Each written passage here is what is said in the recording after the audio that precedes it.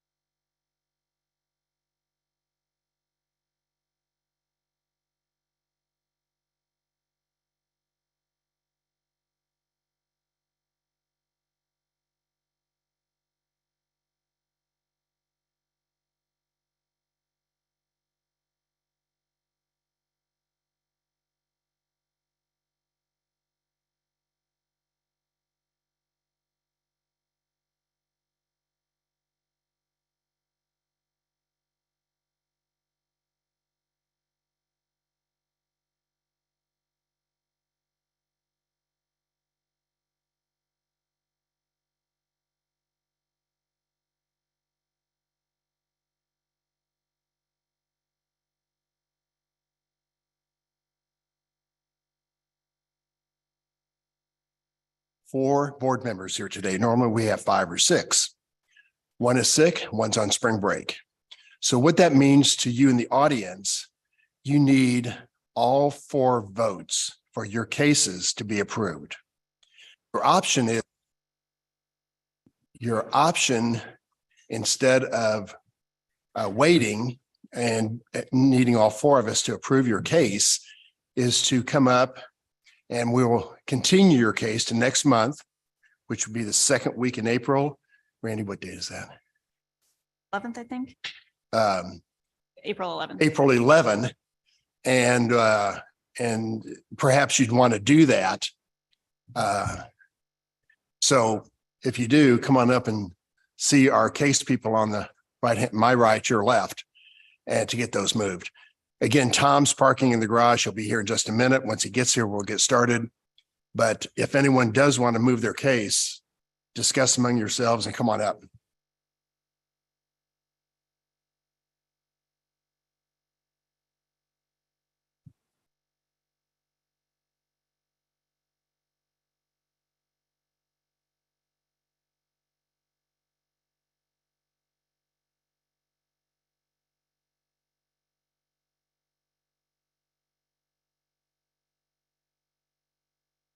Approach, Mr. Chairman. Yeah, going up over there if you want to move your case. Yeah.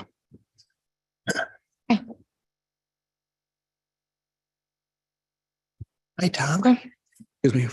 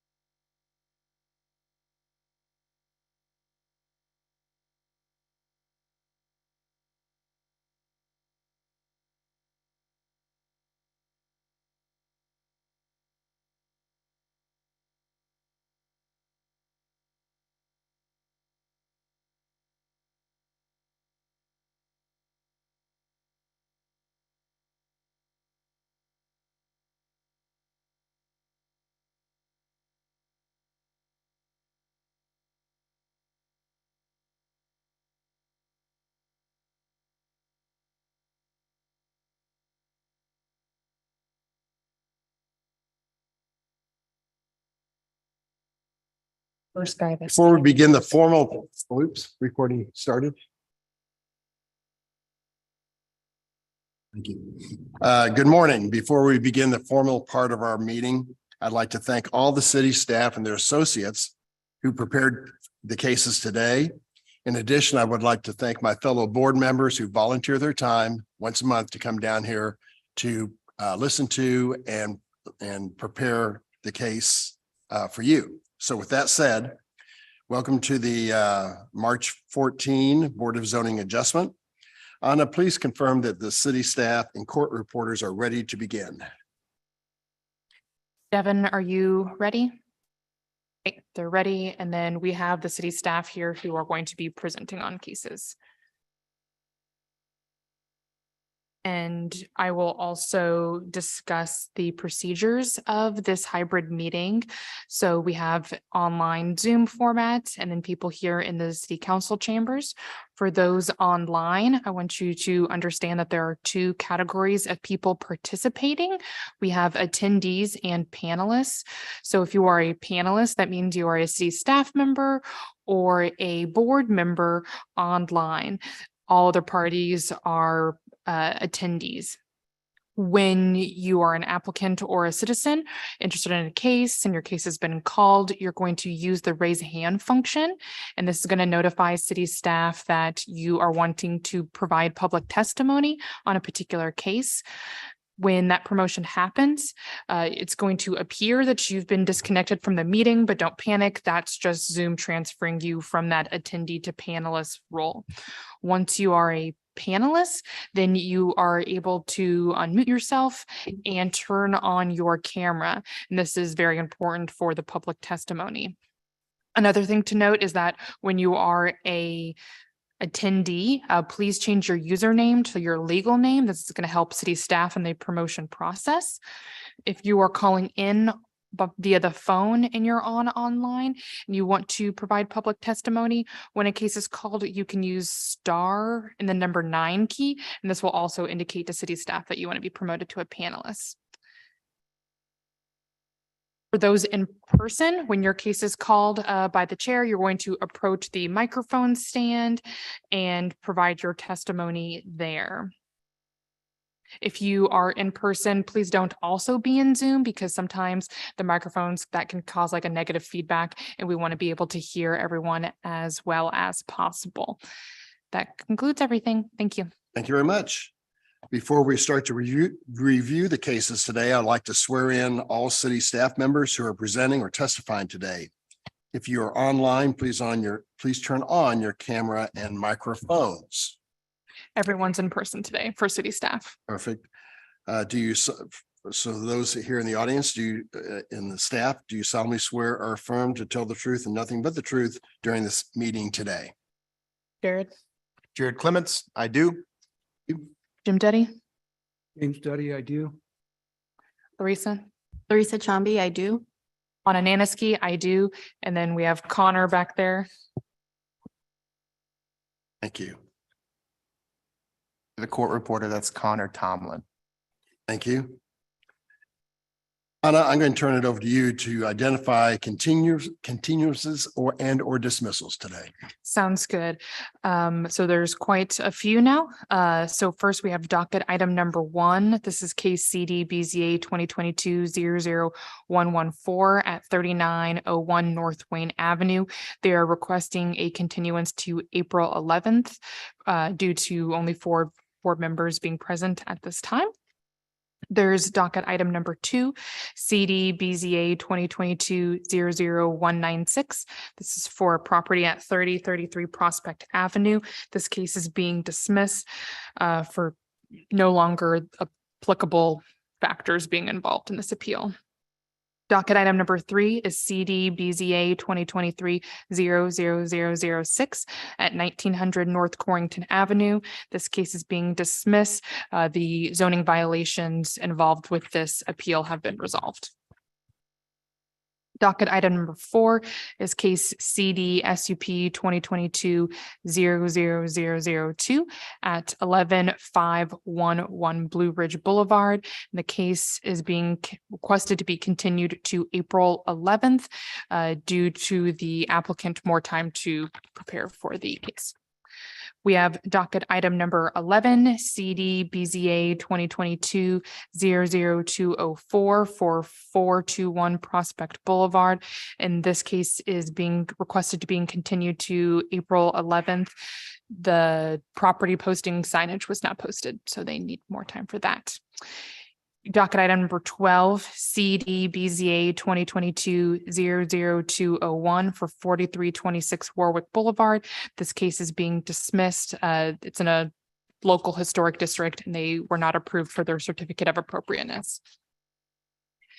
Docket item number 16 is CD BZA 2023-00018 for 2117 Olive Street. This case is requested to be continued to April 11th due to failure to post the property sign. Docket item number 17 is CD BZA 2023-00021. It's for 8500 Northwest Berry Road, and the property owner has requested a continuance to April 11th due to only 4 board members being present today. Docket item number 19 is CD BZA 2023-00023 for 2020 Brighton Avenue. This is a request to continue to April 11th, failure to post property sign. And then docket item number 20, which is CD BZA 2023-00016 for 14324 East 96 Terrace. This is an appeal with a corresponding variance case. So if the variant, depending on what happens with the variance case, affects the appeal. So they're requesting a continuance to see what happens with the variance. Is there any public testimony for the continuances and or dismissals the city staff just identified? If so, please raise your hand in Zoom or approach the microphone. Seeing none, board members, can I have a motion on those continuances and dismissals? I move to continue or dismiss as outlined by Anna. Thank All you. the cases listed. Thank you. Second. I have a second from Tom Gorens. All those, Anna, please call the roll. Gorence. Extorf. Aye. Fran. Aye. Ebbets. Aye. Those cases are continued and or dismissed as discussed. Let's call the first case, which happens to be case number 5 with BZA 2023, case number 10, with an address of 40 East 55th Street. Will the applicant please come forward?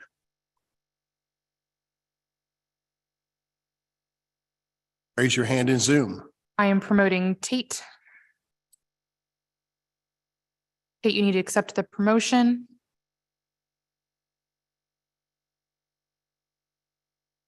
They are connected. Great. Take me a second to scroll on down here. Docket number. There are no bookmarks in this PDF, so it's going to take us a little bit more time to get to the appropriate pages this time around. This is a 40 East 55th Street.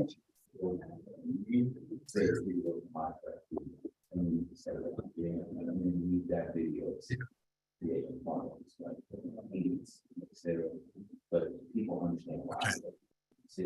I understand.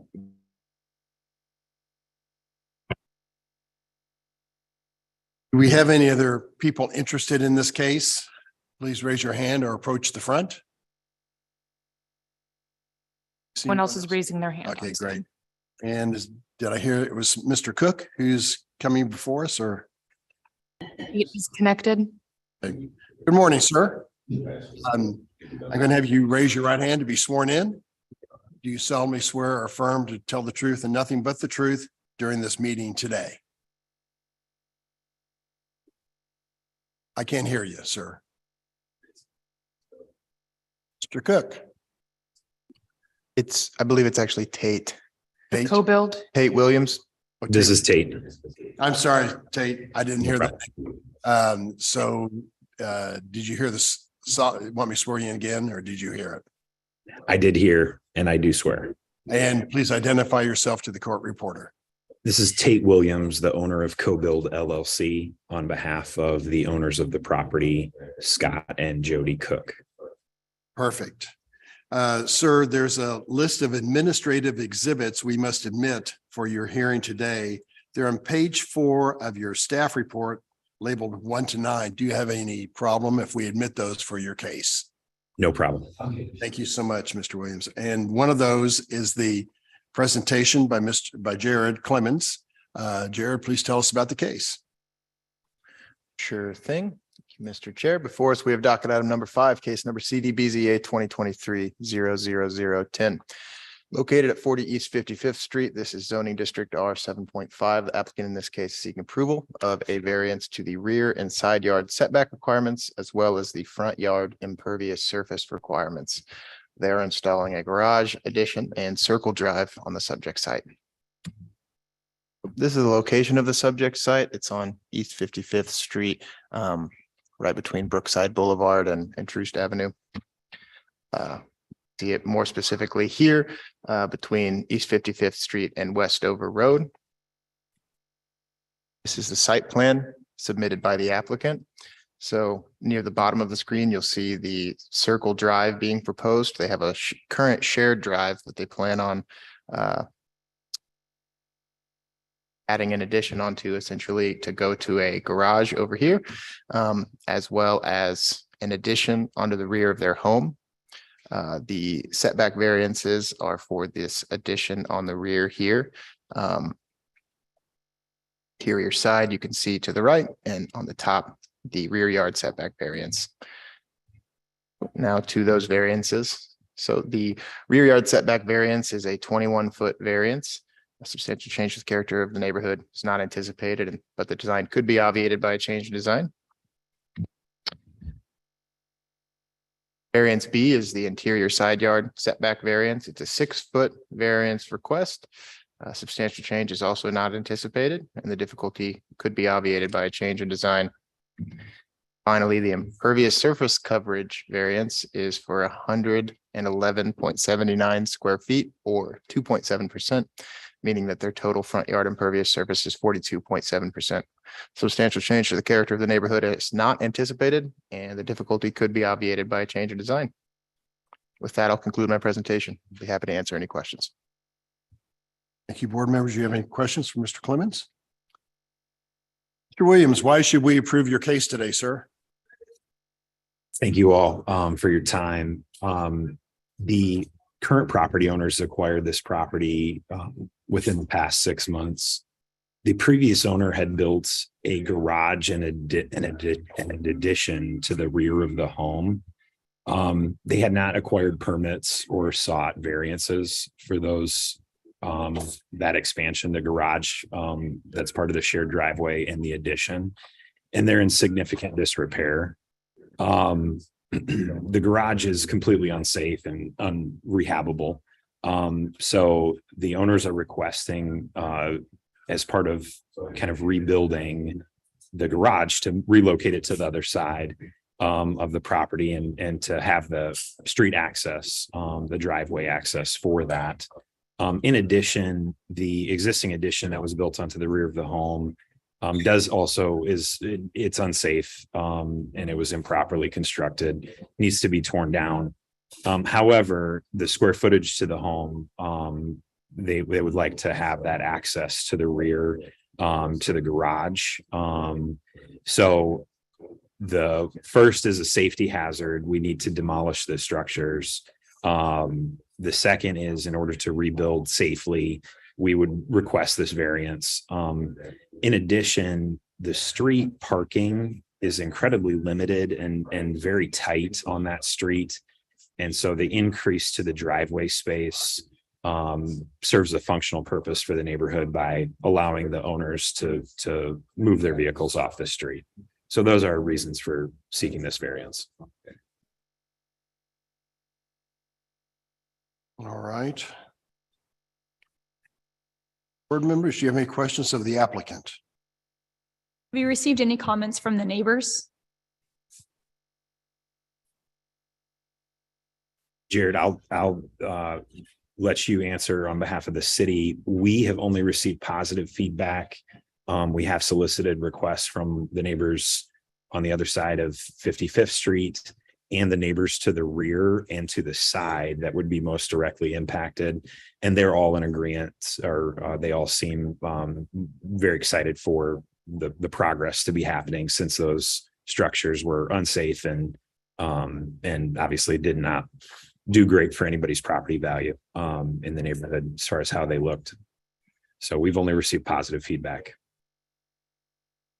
On the city side, we have not received any notarized public comment.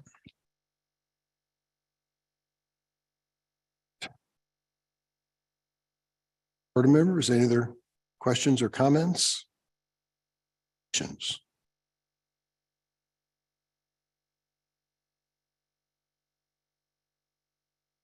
I'd offer a motion. Thank you, Ms. Mixdorf.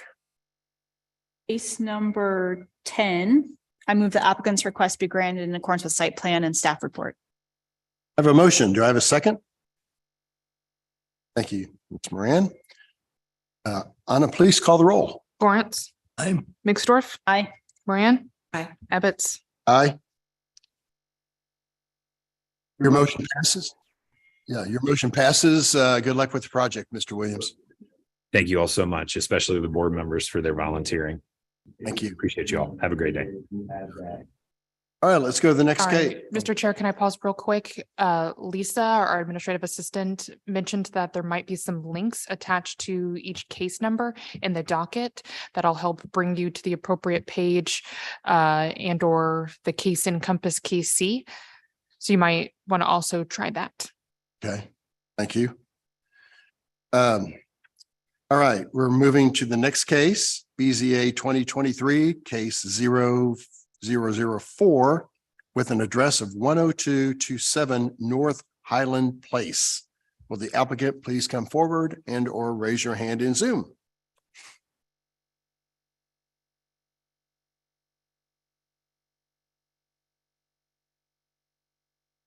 Good morning. Good morning, sir. You can sit at the chair if you'd like. Oh, It might okay. be a little bit more comfortable for you. Thank you. It's fine. Great. And what's your name? Alejandro Mateos. Okay, perfect. Mr. Mateos. Is there anyone else on Zoom or in the audience who wants to come forward? No one has raised their hand on Zoom. I do have, the homeowner is here. I don't know if you'd like her to be here as well. She's in the Sure, if audience. she'd like to come forward, that's fine. Yeah, We'll swear her in. okay. He also doesn't have to, though. Okay. She doesn't have don't to, if have she doesn't want to. You okay or? Yeah, it's okay. If you feel like you're doing okay. she maybe can- it's best she to can stay watch back. me. That's a great. So, sir, I'm going to have to, I'd like to swear you in. Do you solemnly swear or affirm to tell the truth, and nothing but the truth during this hearing today? Yes, I do. And please identify yourself one more time for the court. My name is Alejandro Mateos and I am a contractor for Andrea Renee Gunter.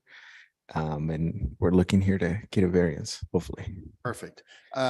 There's a list of administrative exhibits associated with your case. It's on page 3 and they're labeled 1 to 9. Do you have a problem if I admit those for your hearing today? Not at all. Thank you. Part of that is a presentation by Mr. Clements on your case. Jared, please tell us about it. Sure thing. Thank you, Mr. Chair. Before us, we have docket item number 6, case number CDBZA 2023-4. Located at 10227 North Highland Place, R 7.5 zoning district. The applicant in this case is seeking approval of a variance to the platted setback to allow for a swimming pool and surrounding concrete decking to be installed at the subject site. Here you can see the property in the north of Kansas City. Here it is.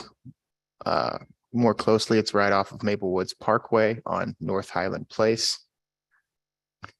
This is the site plan for the proposed project. You can see the swimming pool outlined in pink, the area of the entire project in blue, and the red represents the buffer zone that's platted.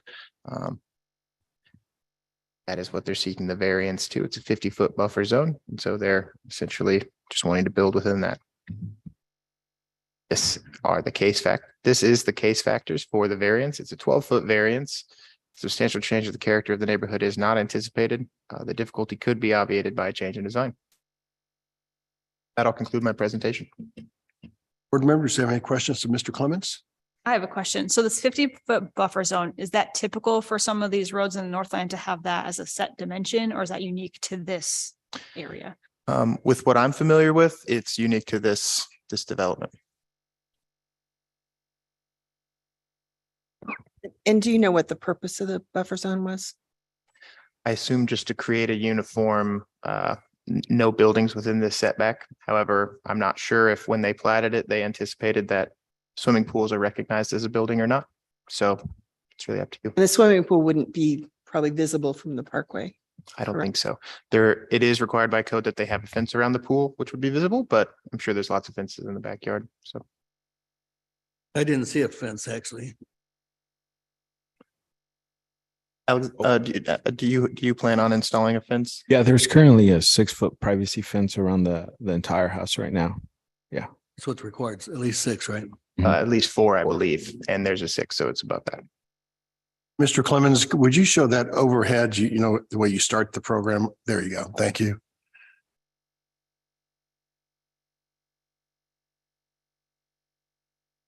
All right, Mr. Mateos, why should we approve your project today? Thank you guys for your time today. Well, we're hoping we can get a variance approved today. Our homeowner reached out to us to help them build their dream backyard. And that's what we're here for, to try and help them make those investments into their home and hopefully bring in some improvements into the neighborhood area. It is a little unfortunate that they have a 50-foot setback that we weren't aware of, and I guess normally a little more major than most homes have. So that was definitely a challenge, and we're hoping that we can get that approved. We talked to the neighbors in the neighborhood, and we got some approval letters from them notarized, and we got nothing but support from the neighborhood.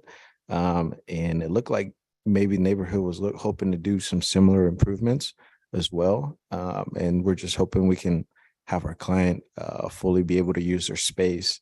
I think we had some meetings, and I think they mentioned something about using that space for vegetation as well.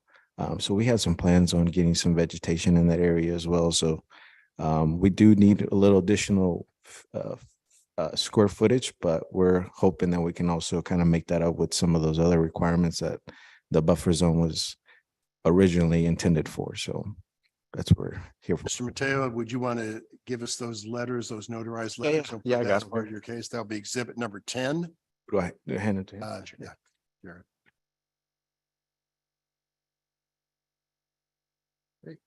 You want me to pass these around to you all so you can Sure, look go over ahead. them? Yep, that'd be great. These appear to be notarized, right, Jared? They are Okay. notarized. I need them. Okay, perfect. Thank you. Give us a second, Mr. Mateo, for us Yeah, to no problem. review some of those.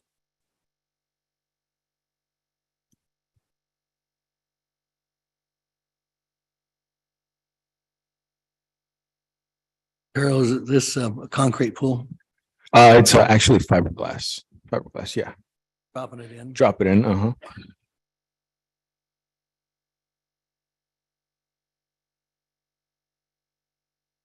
Mr. Mateo, let me let these guys finish reviewing. Sorry.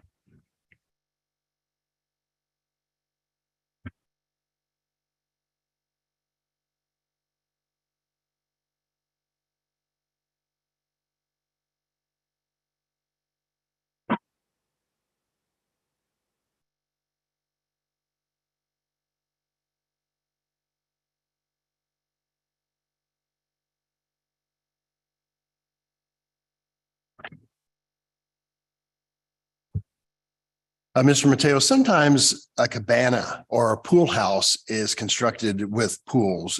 Mhm. I don't see that on the plans. Are you building one of those? A pool house, Yeah, where you'd have maybe a changing room. Mhm. uh, bathroom, but yeah. things- Are you building one of those? That's not in the plans here. We're just hoping to get a pool in there so they can enjoy it in the summer days, and just some additional square footage so Right. people can walk around barefooted and not have to worry about stepping in some sticks or something in the grass. So yeah. Right. Board members, any other questions? Mr. Mateo? Or comments or motions? I'd offer a motion. Thank you, Ms. Mixdorf. In case number 4, I move the applicant's request be granted in accordance with site plan and staff report. Have a second? Second. Thank you. Anna, please call the roll. Lawrence. Aye. Mixdorf. Aye. Moran. Aye. Ebbets. Aye. Your motion passes and the project is approved. Good luck with it. Thank you very much for coming. Thank you guys before so us much. Thank you for your time and service. today. Sure. Luck, Ms. Gunter. Moving on, we're now at BZA case 2023, docket number 7, case number 8, with an address of 3526 Northeast 102nd Terrace. Will the applicant please come forward? Raise your hand in Zoom. Okay, there it is. Good morning, sir. Have a seat.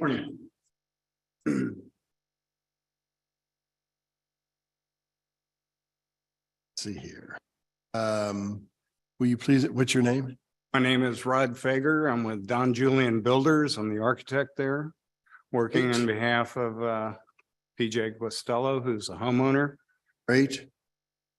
Do we have a affidavit on file, Mr. Clements, for him? I believe so, yeah. Okay, great. Thank you. Sir, will you raise your right hand to be sworn in? Do you solemnly swear or affirm to tell the truth and nothing but the truth during this meeting today? Help me God. Thank you. Please identify yourself one more time for the court reporter. My name is Rodney Fager, Fager. I'm an architect with Don Julian Builders. Great. Thank you, sir. Do we have anyone in the audience or in Zoom who is either for or against this case? Please come forward or raise your hand in Zoom. No one is raising their hand in Thank Zoom. you. No, it appears this becomes true. Sir, as part of your case, we have a list of administrative exhibits found on page 3. They're labeled 1 to 9. Do you have any problem with us admitting those for your case today? No exception. Okay, thank you. Those are admitted. Part of that is a presentation by Mr. Clements in your case. Jared, please go ahead. Mr. Chair.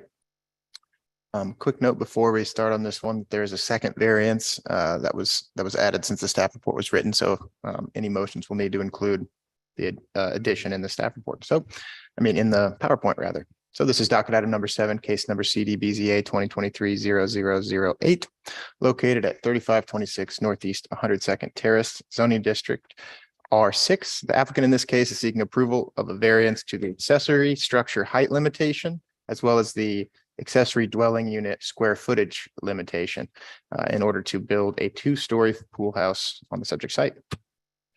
So this is the location of the subject site. More specifically, it's at Northeast 102nd Terrace.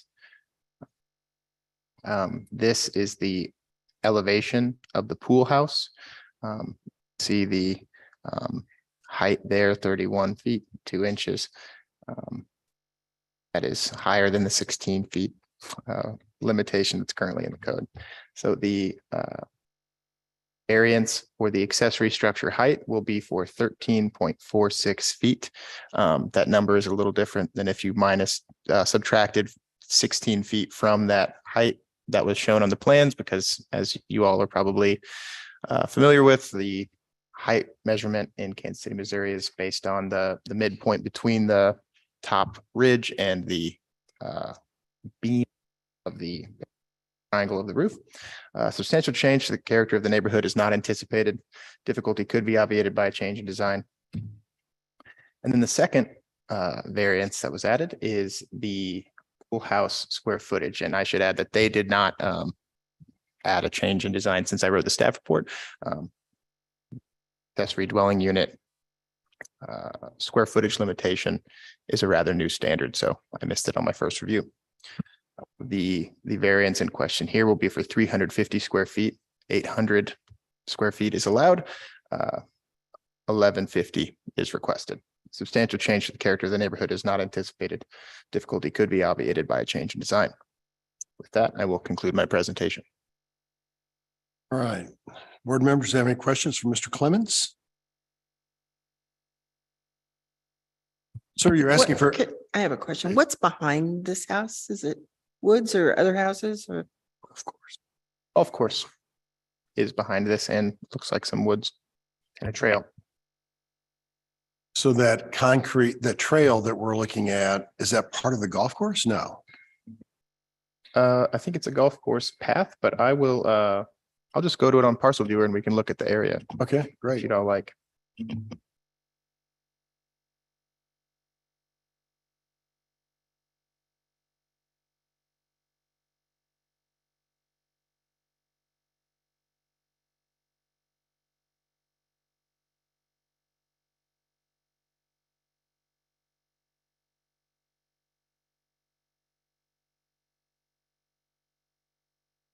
So the subject site is highlighted in yellow here.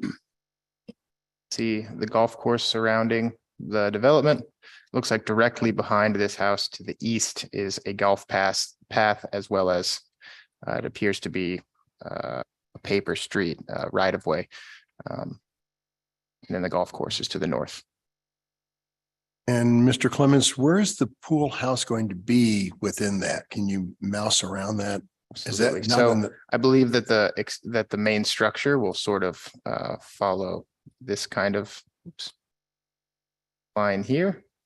And this is not exact. Of course. And then the accessory structure will be back here. So will be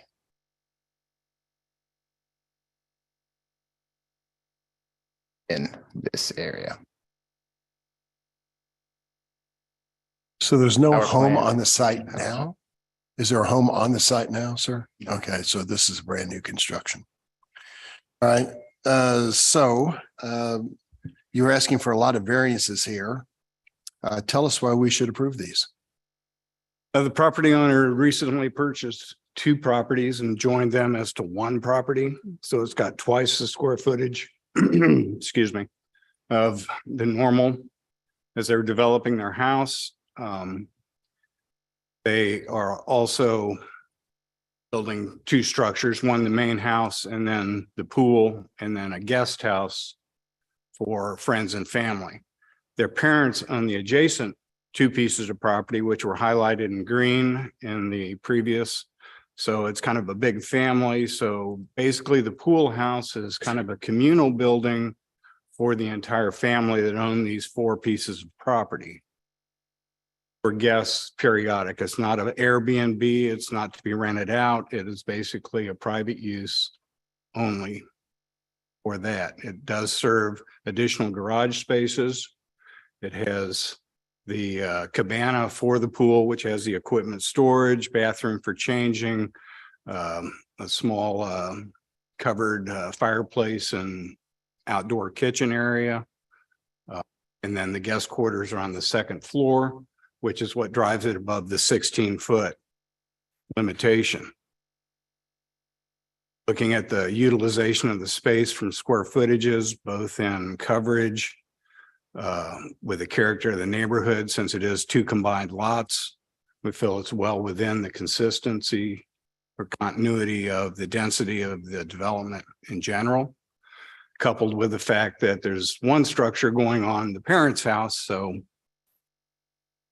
adjacent neighbors being effectively screened or golf course, that it's their desire to build this. Obviously, the front of this building that you saw on the slide that Mr. Clemens presented, it faces a motor court, which is shielded from the street by the main house. So the view from the house, the main view from the street is still the house. So this is still an accessory and pretty well screened building because it is not higher than existing. In conjunction with the pool house in the 2nd floor, there is a nice 500 plus or minus square foot deck that overlooks that golf course. So that's going to be quite the feature for them to entertain from in conjunction with the residents. And how tall is the home, the main structure, would you say? 6 inches taller. We reduced the height of this during staff review earlier on to bring it less than the height of the main structure. And the main structure is still, 3 foot under the limit of 35 feet, plus or minus. What's the name of the subdivision? Staley Farms.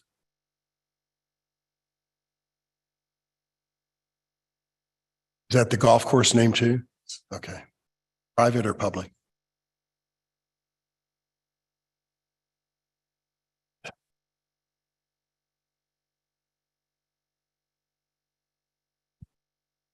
Mr. Chair, Yes. this is Elwood Allegre from the Law Department. I just suggest that you admit the parcel viewer screenshot that Jared shared as an exhibit. Okay, perfect.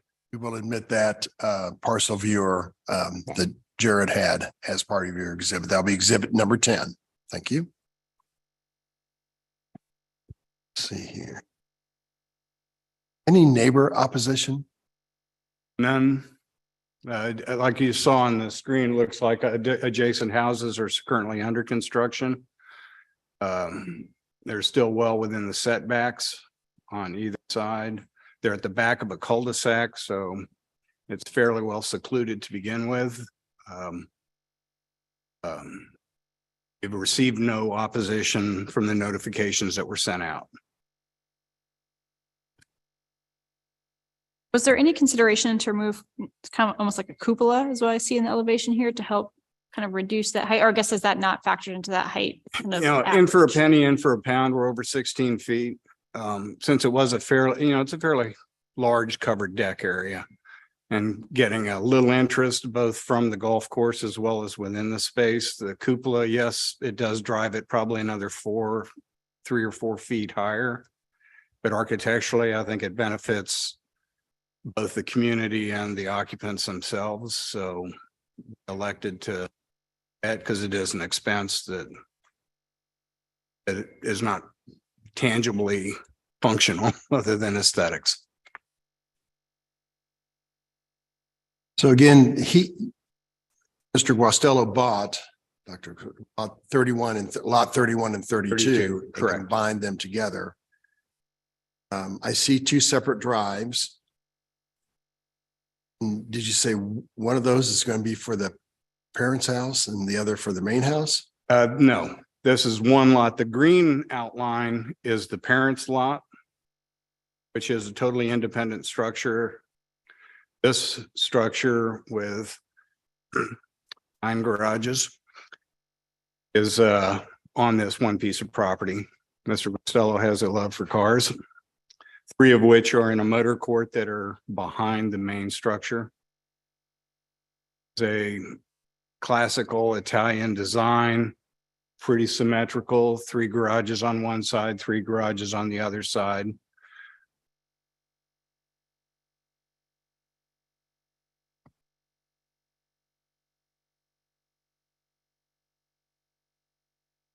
A lot of garages. Okay, so board members, any other questions on this one? That seemed like a big variance, but I don't see, I don't know, is there any way to reduce it down to height or? Not with a guest house, which would totally impinge upon, their use of the property, given the lack of impact, the scale, the coverages, we're still under, we've got 60% open space. We're less than 25% of the backyard coverage, probably closer to 12% when have up to 25%, I believe, of the rear yard coverage. So again, we're still consistent with the density of the standing ordinances in place.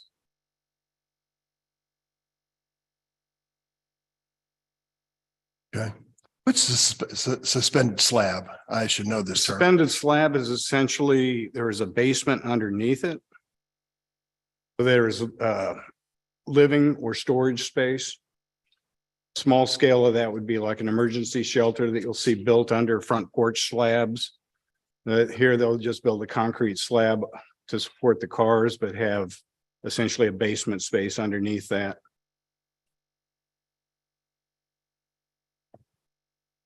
So again, using what I term the left-hand side of the driveway, he'd drive in there, go through the motor courtyard to the accessory garage in the way back. Correct.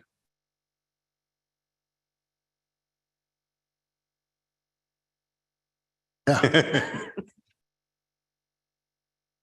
What size, I didn't see dimensions for the bedrooms. Do those fit like a queen size bed, or what size is that for the ADU? Most bedrooms are 12 to 14, 12 by 14. They're not inordinately large. On the guest house side, I'm assuming. Correct. The footprint was probably driven more by the garages below and the cabana.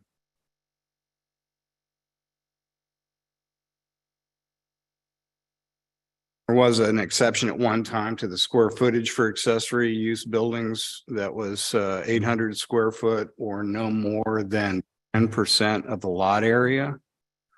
10% of the lot area at 37,000 square foot would put our accessory use limitation under that exception at 3,700 square foot, and footprint were roughly around 1,800 square foot. So it's well under even what was previously an exception to the square footage rule.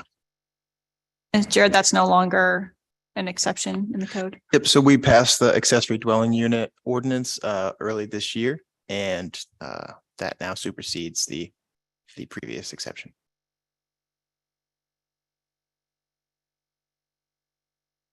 Mr. Gorence, these size homes pretty common out at Staley Farms?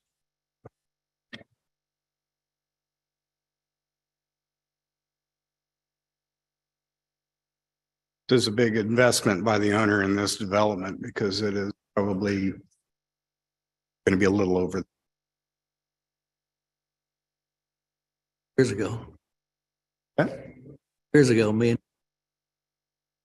and For pandemic prices, before my property assessment. Does Matt Adams still own all that property? Does that ring a bell for you? Excuse me? But Matt Adams or Matt Adam? Does that ring a bell for you? No. Then I got to swear you in, but come on That's out. fine. My name is Jeff Julian. Hey, hold on. Do you solemnly swear or affirm to tell the truth, nothing but the truth? during I this do, meeting yes. today? Thank you. And our company is the developer of this subdivision as well as the applicant here in this case. Right.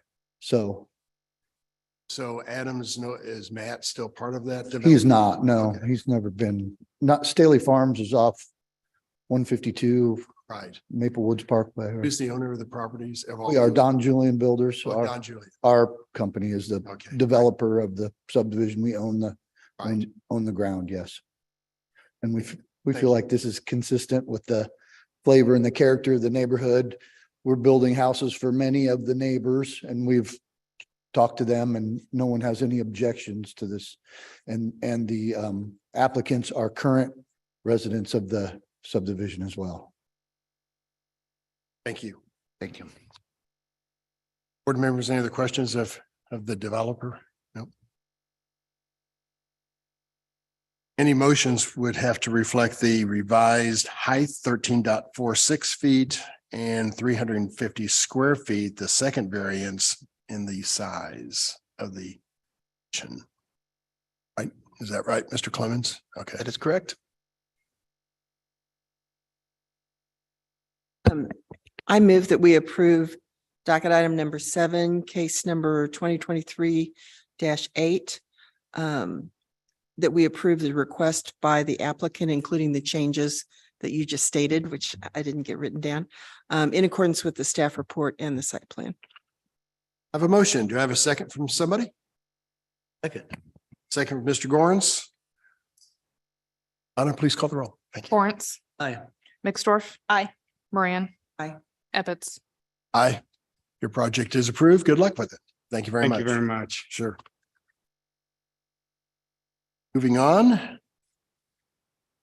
Looks like, okay, so we're on docket number 8, case number 2023-0003 with an address of 11511 State Line Road.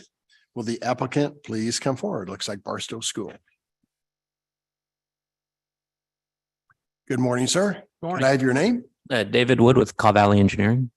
Thank you, David. Do I have anyone in the audience, either virtual or Zoom, or in person, who wants to speak on this case? Please raise their hand in Zoom or come forward.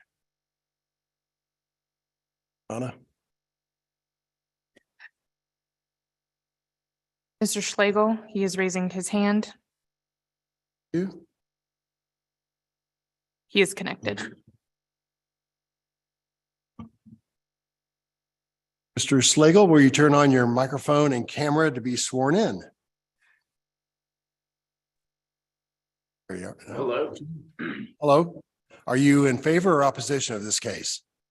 Opposition. Okay, will you please raise your, everyone please raise your right hand to be sworn in? Do you solemnly swear or affirm to tell the truth and nothing but the truth in this hearing today? I do. I do. Okay, great. And please identify each one of you for the court reporter. Let's go with David first. What's your name again? David Wood. Thank you. And is it Matt? I'm sorry, I missed the name. Charlie. Charlie Schlegel. Oh, Charlie Schlegel. Thank you so much, sir. Thank you. Yes. All right, Mr. Wood, do you have any, there is a number of docket items associated with your case today. They are labeled to it 1 through 9 on page. Screen's gone. 7 and 8. 7 and 8. Do you have any problem with those submitting? No. With your case today? Part of that is a presentation by Larissa on your case. Larissa, please go ahead. And those are admitted, by the way, 1 to 9. Thank you. All right, good morning. I will get the screen shared and begin the presentation. As was stated, this is CDSUP 2023-00003. This is for the Barstow School located at 11511 State Line Road in zoning district R 7.5. The applicant is seeking approval of a special use permit for multiple additions that would require a major amendment to the existing special use permit. The subject property is located in the Red Bridge area, and there are residential uses to the north, south, east, and State Line Road is to the west. The subject property is currently used by Barstow School, which is a lawfully established use, and it has 1 main building, tennis courts, a baseball field, and a soccer field. I've highlighted the multiple changes that they are requesting on this site plan. The changes include 2 new parking areas and associated accesses, an athletic building, an addition of approximately 2,200 square feet of internal vehicular circulation, and multiple building additions. I will go into more detail on those. On the left is the internal circulation that they have added. This was added prior to the special use permit. However, it's been blocked off until a decision has been made. And then on the right are the 2 proposed athletic buildings. The one we're looking at today is the one labeled proposed athletics building. The future athletics building is conceptual still, so they will either need to meet the underlying code, or they will have to come back for a variance when they're ready. Here on the right is parking lot D, which is one of the new parking lots. They are proposing internal landscaping, and on the right is parking lot E. They are also proposing landscaping to shield it from State Line Road, and proposing internal vehicular use landscaping as well. This is the athletics building that we're looking at. It will require 2 variances, and after my initial review, the numbers are wrong, so I will pull up the screen showing the new changes. This athletics building is 4,222 square feet. So they'll need a variance for the oversized accessory detached building. They are also proposing a 31.5 building height for the athletics building. So the variance there has changed as well. It went from 35 to 31.5. The plan provides safe and efficient pedestrian travel opportunities, and the additions to the buildings will provide additional sidewalk connections throughout the site. The parking lots that are added will help congestion during the peak hours and will help provide a more efficient use of the property.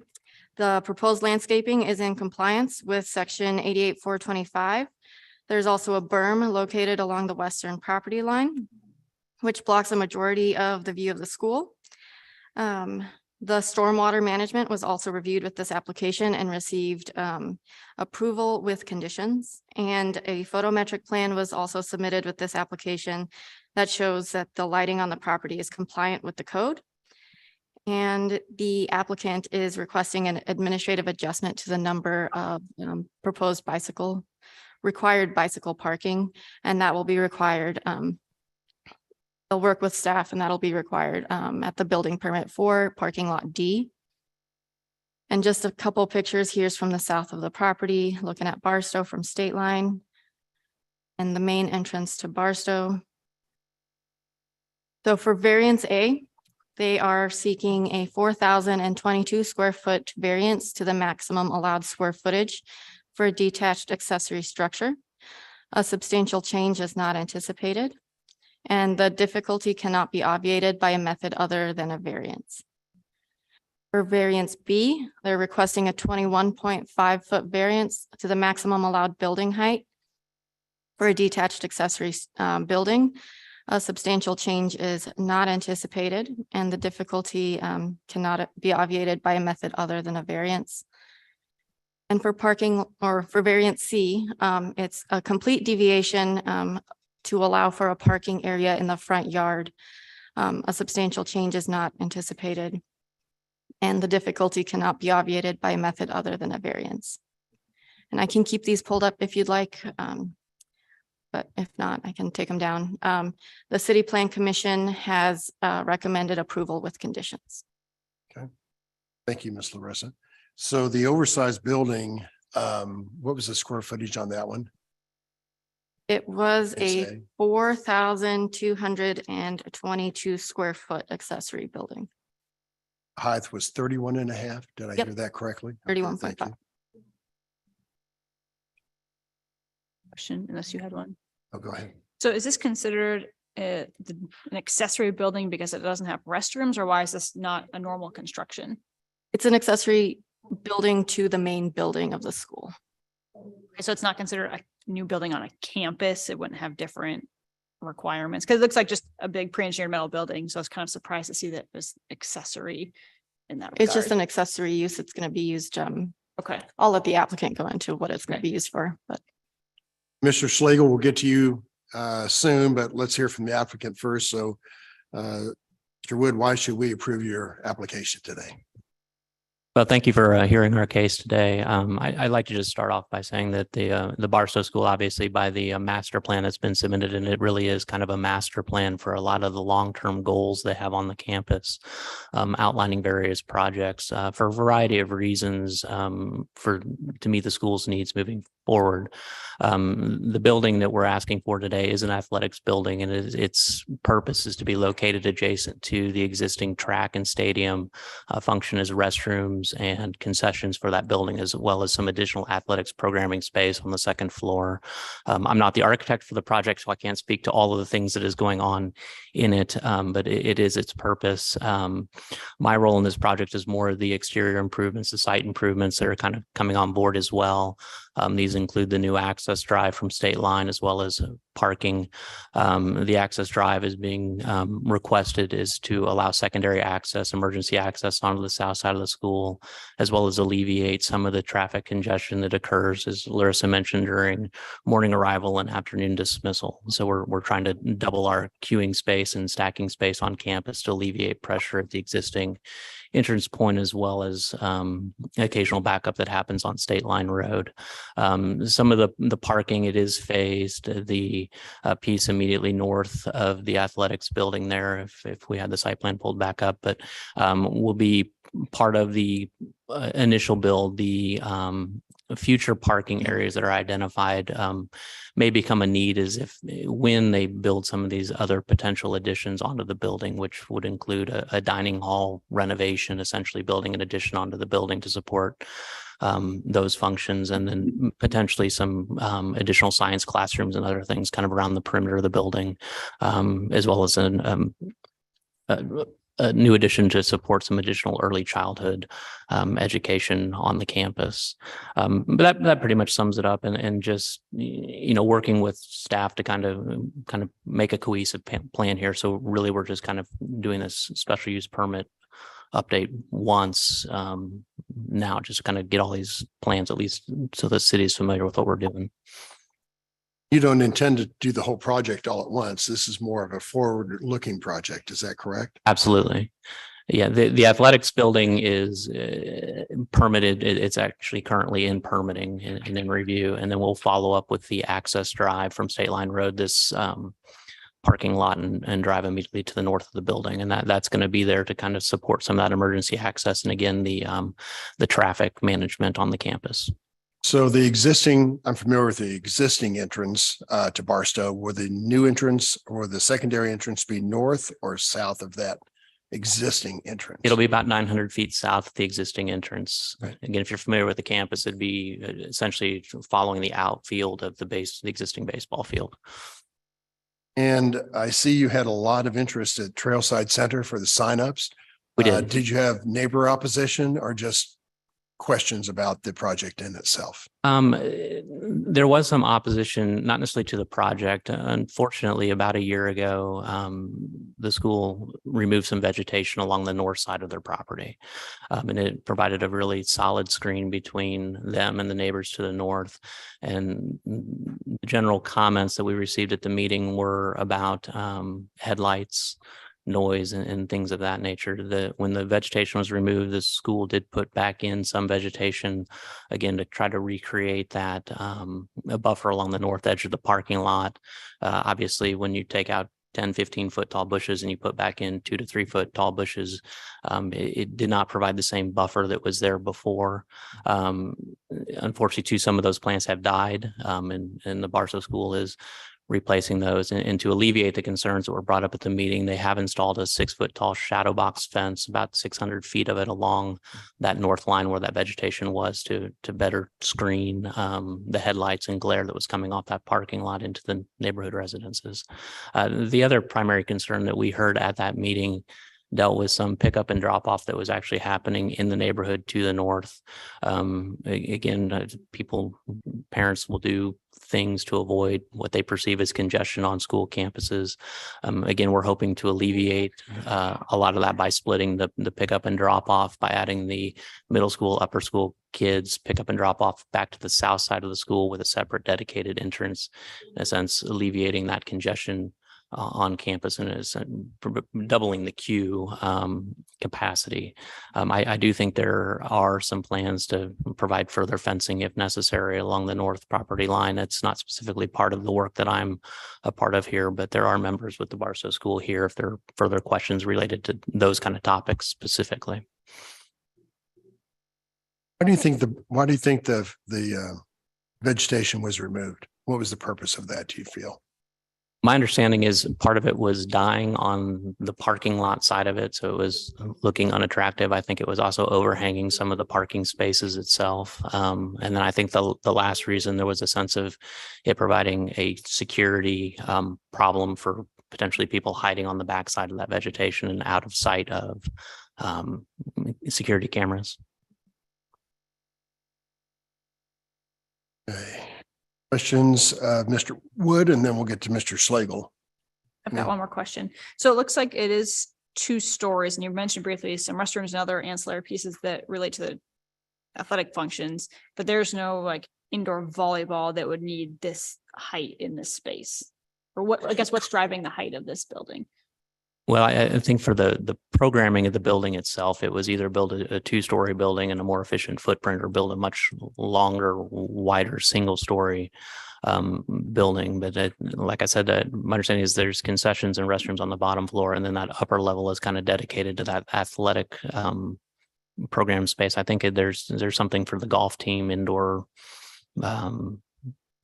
golfing or whatever. So sports will actually happen within the facility, yes. which kind of necessitates some of the height for it. Okay.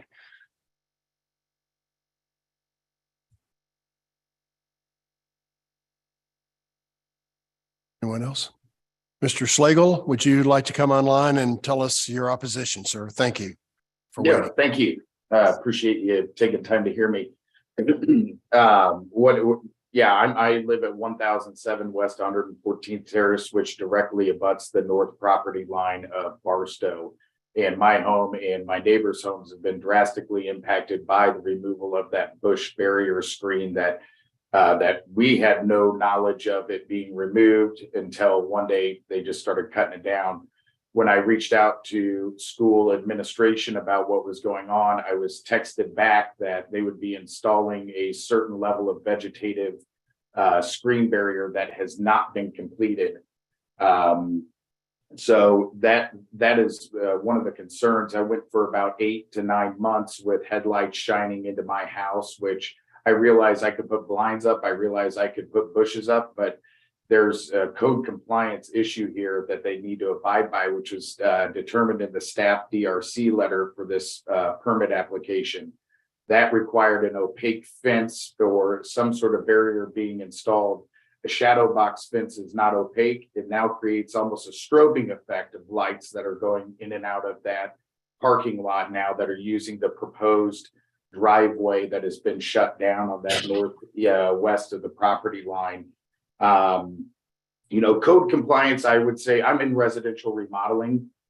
We do about 100 projects a year of about, an average job size of $100,000. So we deal with code often, and code is not always reflective of common sense. And there are times where the authority having jurisdiction can override codes. And what they put in there at this point, the 600 feet, so to speak, that Mr. Wood mentioned of shadow box fence is not opaque, still allows light to travel through into the homes of us neighbors.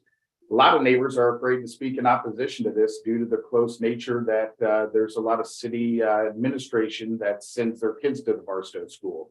They're afraid for speaking out. They talk about this new security fence as well. So they talked about tearing out bushes, putting in because people could hide behind them. Now they're talking about putting in about a 6-foot tall security fence on the north perimeter, which will drastically impact the appearance of our backyards as neighbors along 114th Terrace. The school already looks much like a commercial, I just call it looks like a correctional facility from my backyard. And now I'm going to have a 6-foot tall security fence along that north perimeter. And most of all my neighbors are in agreement with this mindset. However, they don't want to speak in opposition and fear. So other than that, the traffic study doesn't account for the additional students. There is congestion from this school, as you know, because they are coming onto 114th Terrace to pick up kids. So I would ask that some resolution to this light issue that was promised one thing, another thing was delivered, and it still doesn't meet the standard of light intrusion. And I would invite anyone from the council or from the Barstow School again to come over to my house and see what this looks like and understand what we go through with all these lights that intrude our properties. Mr. Wood, how do you answer him? I think specific to the light question and the effectiveness of the barrier that was put in, I would probably need to defer to the Barstow School in attendance to respond to that. Part of Larissa's proposal today, on the final part of it, shows pictures before and after the vegetation was removed. And that is quite dramatic. Mm-hmm. We'll bring people up from Barstow to have them come up and be sworn in and testify. And Mr. Chair, in the meantime, one more person on Zoom has raised their hand. Would you like me to promote them? Yeah, promote them, and then we'll get both people sworn in. Everyone sworn in at one time. Give me a second, sir. Thank you. It's the person coming online. Alberto Rodriguez, you have raised your hand and I've Mr. Rodriguez. connected. See you yet. Alberto? Turn on your camera and microphone, please, sir.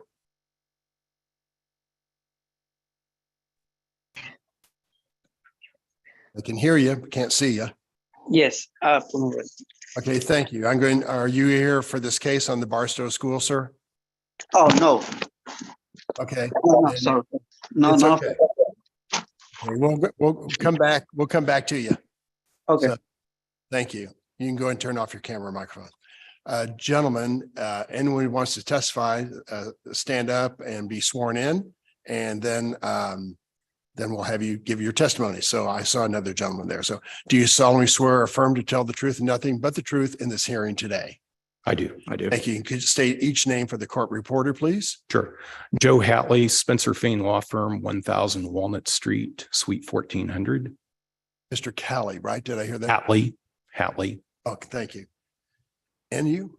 Robert Wynn, Director of Safety and Facilities, the Barstow School. Okay, thank you. All right. We have some questions about the screening. You want to talk about that, or your Sure. representative? I'll address the screening issue. I just point out that the screening is not a part of the SUP. It's not a part of the special use permit. That's been addressed separately. If there's an issue with that fence, that's something for codes enforcement to come down and take care of separately, but it's really not material to the issues that are before the BZA this morning. This has to do with the athletics building and the other aspects of the special use permit. That's the main point we wanted to make. Usually part of special use permit is getting approval of screening and things like that to protect the neighborhood from this type of light pollution from cars. Right. The other thing I would point out, first of all, it has been addressed through the fencing. And the other thing is that there has been a light study done as a part of the permitting process through the SUP, and staff has approved that. City staff has approved that and determined it's in compliance. And Larissa, is that part of our due diligence? So is the light study at the perimeter of the property, or is it done in the parking lot itself? So the applicant did provide a photometric plan that shows the lighting throughout the entire campus. There was a complaint put out for the lighting as well. And our development compliance, Mr. Duddy, went out on site and measured those and found that they were also in compliance with the code. There's one thing with lighting, and then there's the other part when cars are pulling in and out with headlights flooding the neighborhood with light. And so is that, Mr. Duddy, would you like to comment on the photometric study, just on the lighting, not necessarily on the cars that are parked in the parking lot? Is that correct, sir? Yes, it was followed through the code, and the lighting survey was done. It was done at grade, at the property line, and it was done registering foot candles, and it showed 0 foot candles at the property line at grade, which is what the ordinance requires. Doesn't really take into account the cars in the parking lot as they're entering or exiting, because it looks like the parking lot, the headlights from the parking lot come over into that adjacent property. And your study didn't take that into account, I'm guessing. No, that is not part of the code. Right, I understand. Okay.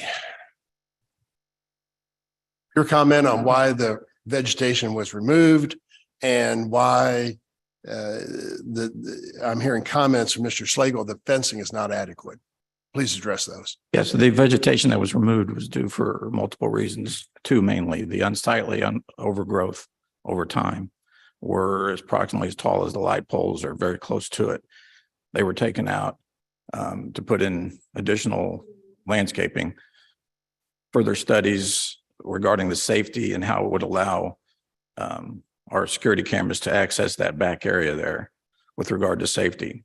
We have had multiple vehicles, probably 3 that I can recall, that were broken into along that parking line, easily coming through there.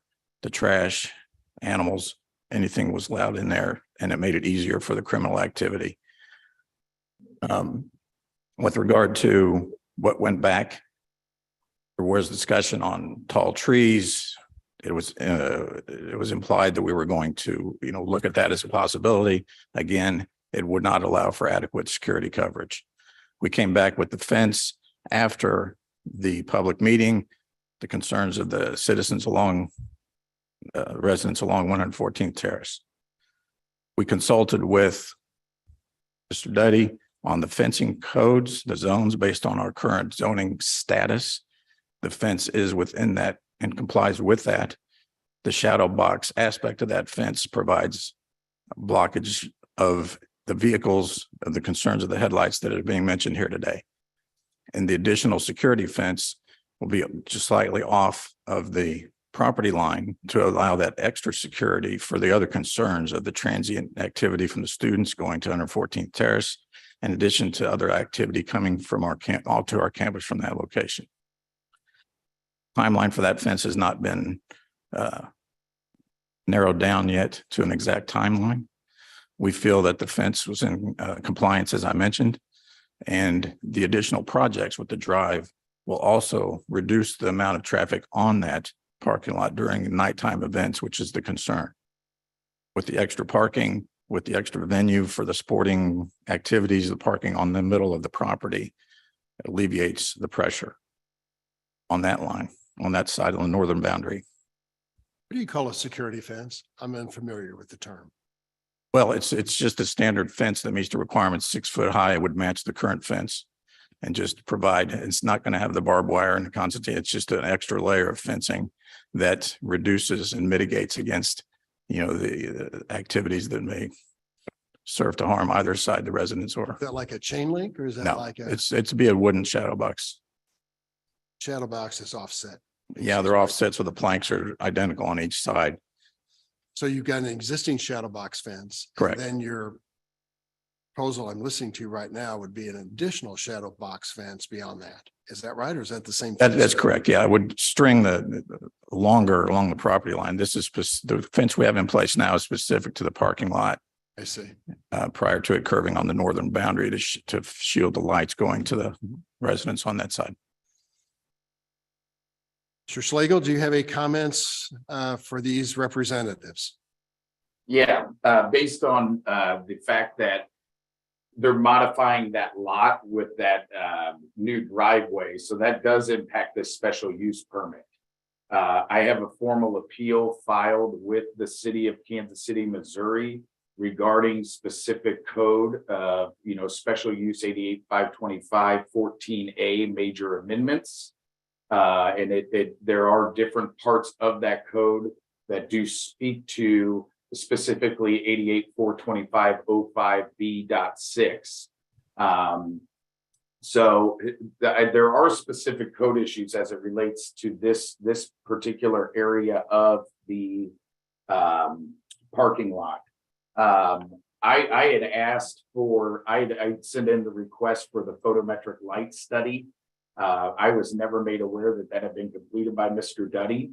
I've had several different things that I've submitted to 311 Action Center to try and figure this out. I've requested a conversation with Barstow over 15 times in the past, since June of last year. Mr. Nguyen did occasionally speak to me. However, I've been shut out and referred to their other attorney what was her name? I don't know if David, you can help me out here with that other attorney's name from Hush Blackwell. So there's been no public engagement here is what it comes down to. I've offered to have them come over and eat dinner at my house and talk about what this is and how we can make this work for the community that they're adjacent to.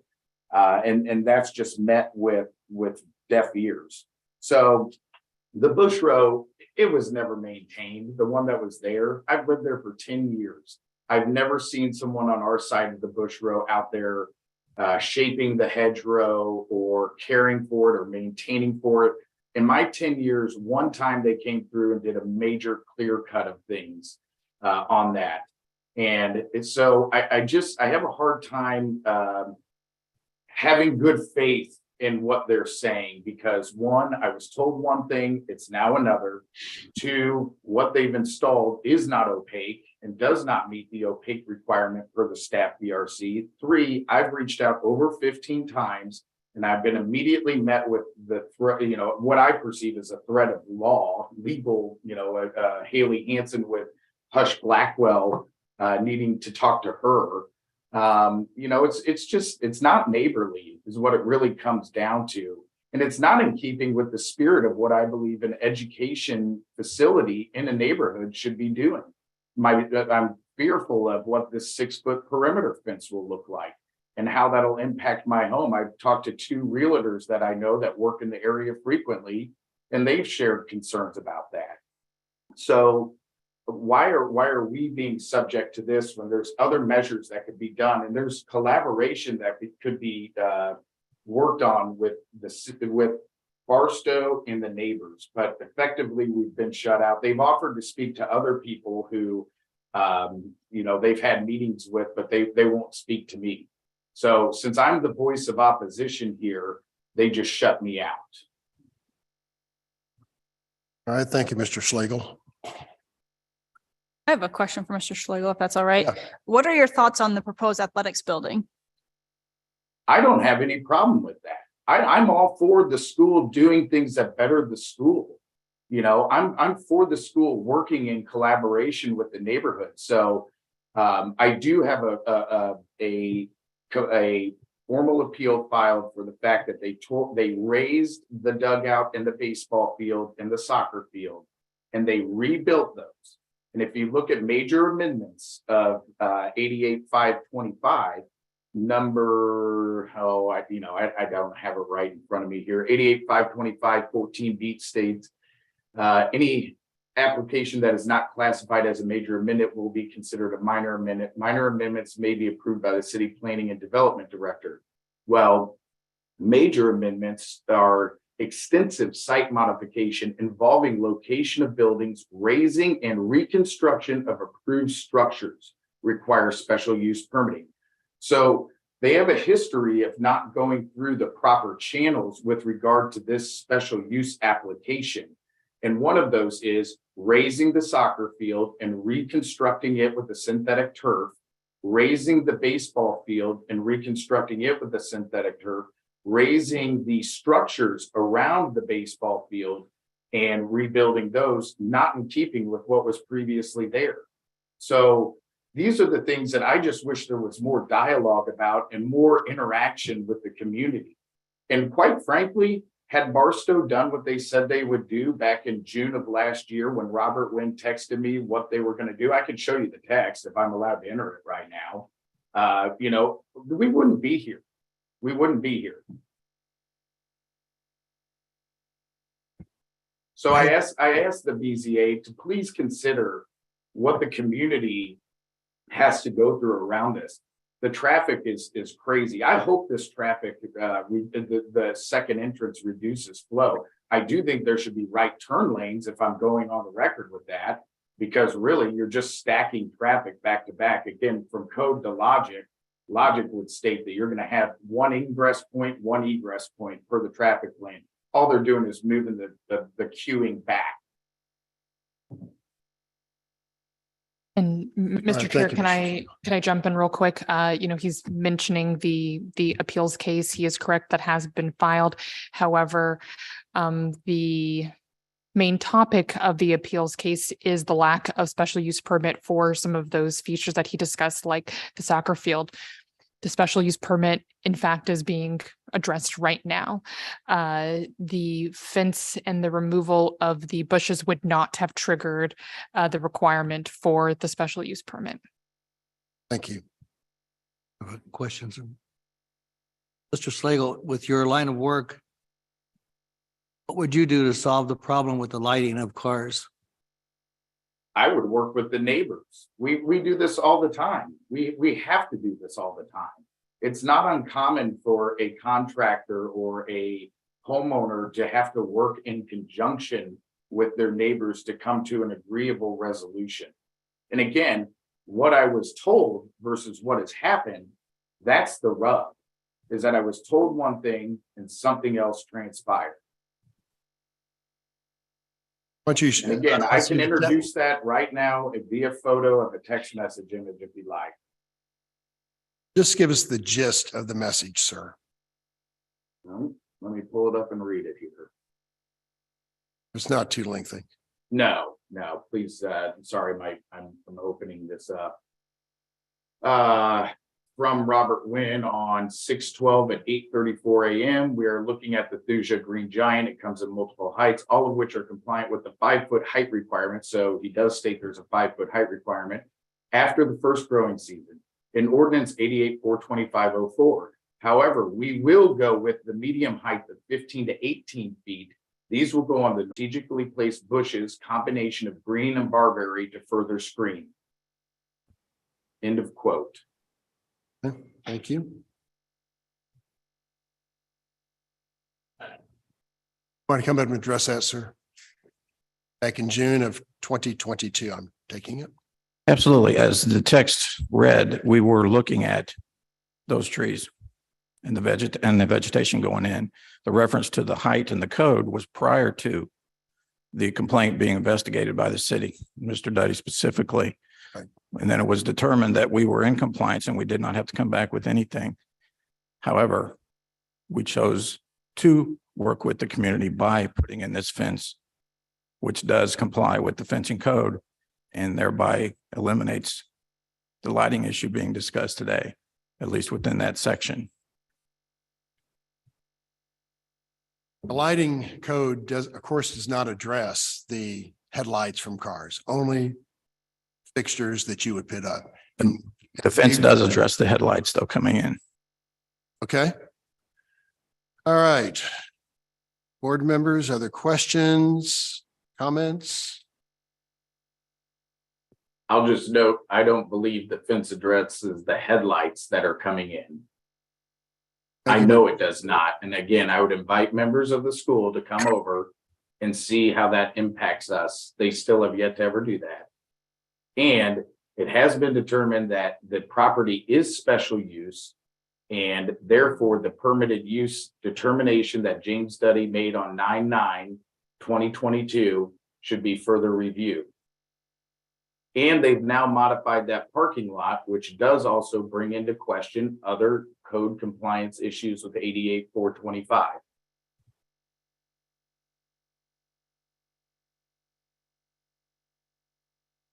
I have a general question. What year was it? Parking lot A and B, which are the ones that are having issues? What year were those built? Fine. I'd have to assume they were built with the original construction of the school back in the 50s or 60s. Thank you. And Mr. Wood, we haven't addressed these yet, but there's a number of conditions from the city council, planning and zoning. They're labeled 1 to 25. Do you have any problem with those? No, we've been working with staff to address those.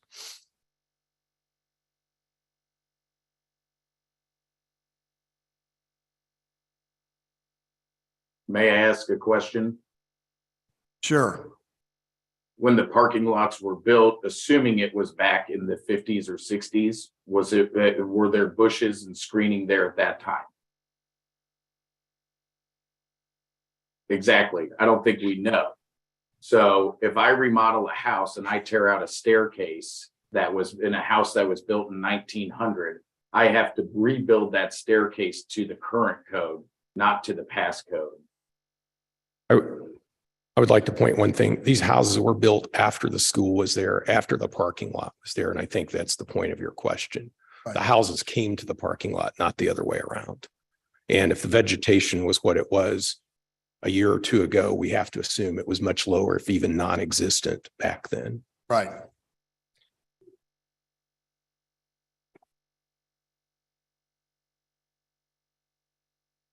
And I understand the concerns of the neighbors and the light issue.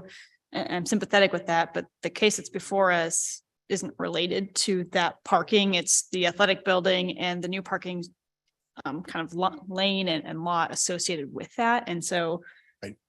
I feel like with the conditions that have been outlined and the kind of effort to meet those is meeting the intent of what we're trying to get after with this whole Correct. project.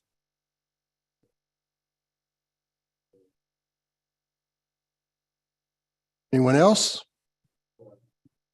Final comments, Mr. Wood? Anything else? I have nothing further to add. Thank you. Ladies, gentlemen, I'd offer a motion. go ahead, Ms. Mixdorf. Case number 3, I recommend The board grant the applicant's request in accordance with site plan, staff report, and the conditions therein. Remember, variance A had a oversized building of 4422. 4222, building height 31 and a half, and variance C, which was the parking in the French yard, not this parking, other parking. I have a motion. Do I have a second on that? Second. Thank you, Mr. Gorens. Please call the roll, Anya. Lawrence, Aye. Rixdorf, Aye. Moran. Aye. Ebbets. Aye. Your SPU or SUP is approved. Good luck with your project, gentlemen. Thank And you. school. All right, we are up against a break for staff. Let's take a 15 minutes, or is it 10? 15? 15. 15-minute break. We'll be back in 15 minutes. Thank you.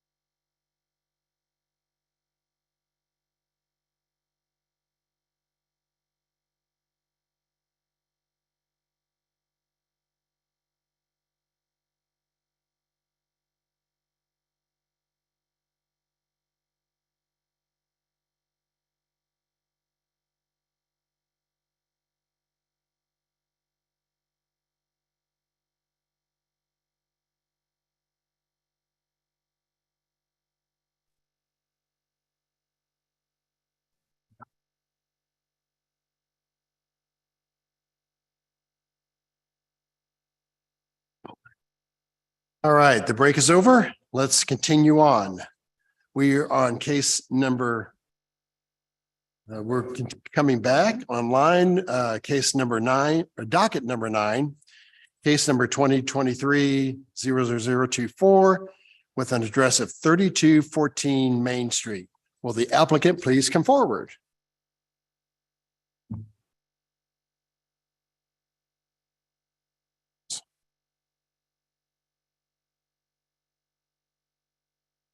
Hello, sir. Can I get your name? Morning. Good morning. Yes, my name is Jose Angel Martinez. Thank you, Mr. Martinez. And I am an architect. My address. Oh, not yet. Not yet. Hold on. Okay.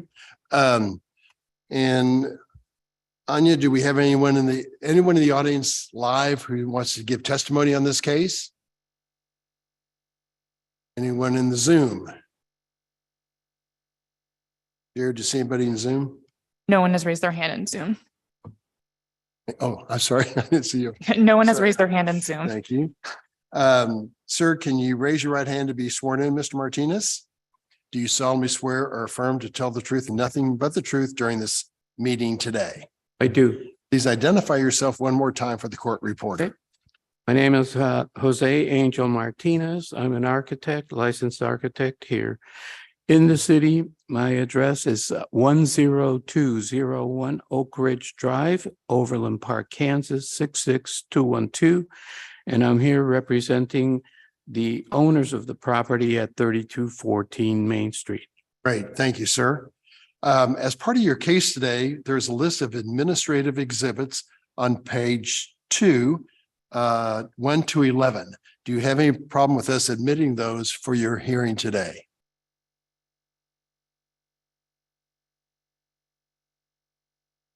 These are standard exhibits that we ask to be approved by you so we can talk about your case. I missed that. Where is this? It's on page 2 of the case file for your case today. Staff report. Staff report. Oh, staff report.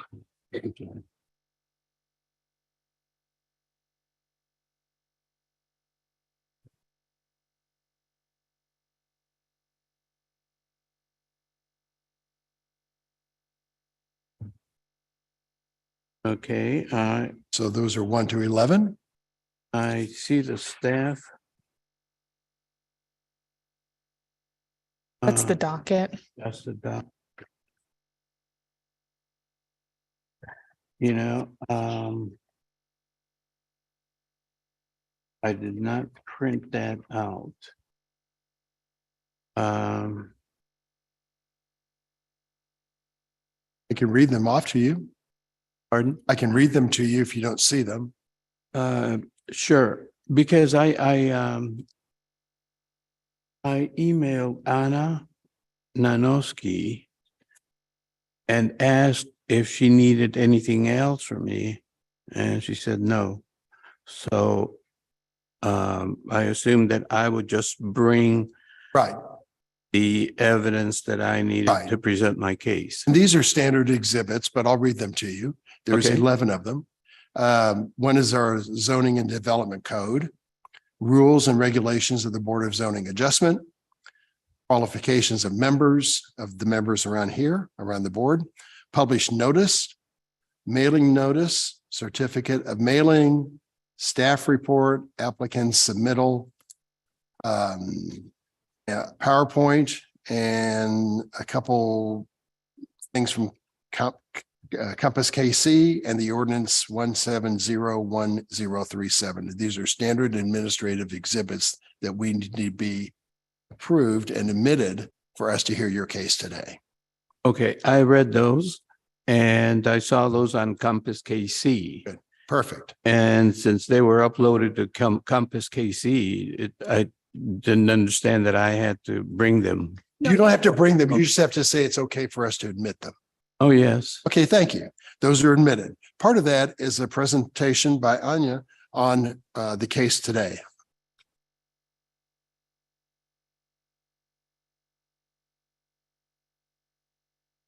Thank you. So docket number 9, this is case CD BZA 2023-00024. The site in question is 3214 Main Street, and the property is currently zoned B4-5, which is a commercial zoning district. The applicant is appealing city staff's determinations related to denying a certificate of legal nonconforming use, or CLNU, that you might hear us say. So the site is located in the Midtown portion of Kansas City, directly on Main Street. So this is a close-up of the subject site. It's highlighted in yellow. Is that at the intersection of Linwood Boulevard and Main Street? So if you guys are familiar, Costco is like to the east, right off the site. And the subject, the property owner, the former property owner and the existing property owner, they requested a certificate of legal nonconforming use for the drive-through restaurant to stay on the site within the Main Street Overlay District. So according to the Main Street Overlay District, drive-through facilities are only permitted in the subcategory of the Neighborhood Main Street District.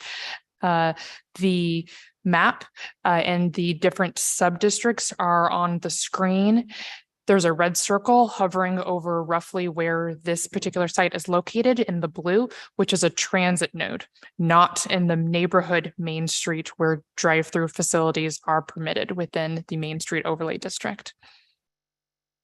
According to our code, there are some qualifications for when you are able to obtain or receive this certificate of legal nonconforming use. So where the use was permitted prior and it is no longer, someone could maintain that status if they did or did not meet these qualifications. So one of them that the development compliance investigator used to determine denying the CLNU was that evidence must be provided to show that the structure was lawfully established prior to the adoption of those regulations, and that the lawful use has been in continuous use and not been discontinued. So we do agree that the drive-through restaurant was sited there prior to the Main Street Overlay District being established, but there has not been a continuous use of that drive-through facility. A couple of other things talks about the discontinuance of the CLNU. Lots of qualifications for this, but one of the main ones that we're here to discuss today is that the structure and the use has not been maintained for 12 months. It's been more than 12 months since they've discontinued their use. So for example, we looked at utility usage on the subject site. Water is shown in the graph. I looked at a 6-month time frame for understanding of an example of what the use could do. This is a 6-month time period in 2021. While the use was there, they used about 76,000 gallons of water. The health department tells us that they closed their drive-through facility in October of 2021. And then when looking at the last 6 months of usage, there's only 6,000 gallons of water used on site. So you can, multiply that out for the 12 months that the code requires. But this is a little snapshot of what the water usage looks like while they're in operation and while they haven't been in operation. Significant difference in the use of water on site. We also looked at business licensing on the subject site, and we see that the Subway at 3214 Main Street ceased. We also consider, did the property owner understand that the Main Street Overlay District was applicable to their site? Well, for example, they've also been paying into the Main Street CID. The CID and the Main Street Overlay District go hand in hand. The CID is the taxing mechanism to help improvements like trash pickup, sidewalk improvements along the Main Street corridor, and the Main Street corridor district is like the zoning and development code regulatory aspect of it. So they go hand in hand. And we can see that they've paid into the Main Street CID since 2016. So that tells us that they were aware that these rules were applicable to their site. So some key points to go over again. 3214 Main Street is in the transit node, which is a sub-district of the Main Street Corridor Overlay District. The Main Street Corridor District prohibits drive-through facilities in the transit node sub-district. The restaurant was cited there prior to the adoption of the Main Street Overlay District, but there has been a discontinued use for more than 12 months, which constitutes a loss of their non-conforming status. The health department, they confirmed to us that their last health permit was issued in 2021 and that they permanently closed in October of 2021. There has been no business license issued since 2021. And when I created this PowerPoint presentation and staff report, there was no business license issued for the site. A restaurant can still be issued in this building, just not use of the drive-through window or lane. And the development compliance staff investigated the site yesterday, and they noted that the building was vacant and the parking lot was empty. We did receive one letter of opposition for this site after the staff report was created. It is attached to Compass KC, so I would request that be exhibit number 13. Summary of the letter of opposition is that a portion of the drive-through lane that's actually used on 3214 technically belongs to that southern neighbor.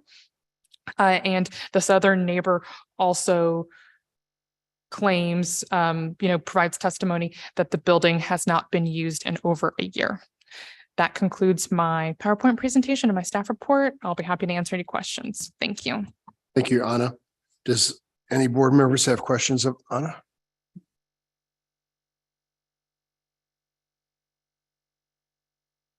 Do we have a copy? You said exhibit 13? Correct. It's listed as exhibit 13 and it's attached to the case on Compass KC. But we don't have it. No, I received it after the deadline to publish the staff report. That will be admitted as exhibit 13, by the way. Thank you. So if that's admitted, is it acceptable for us to click these links that are hyperlinked to Compass to look at that? Correct. Okay.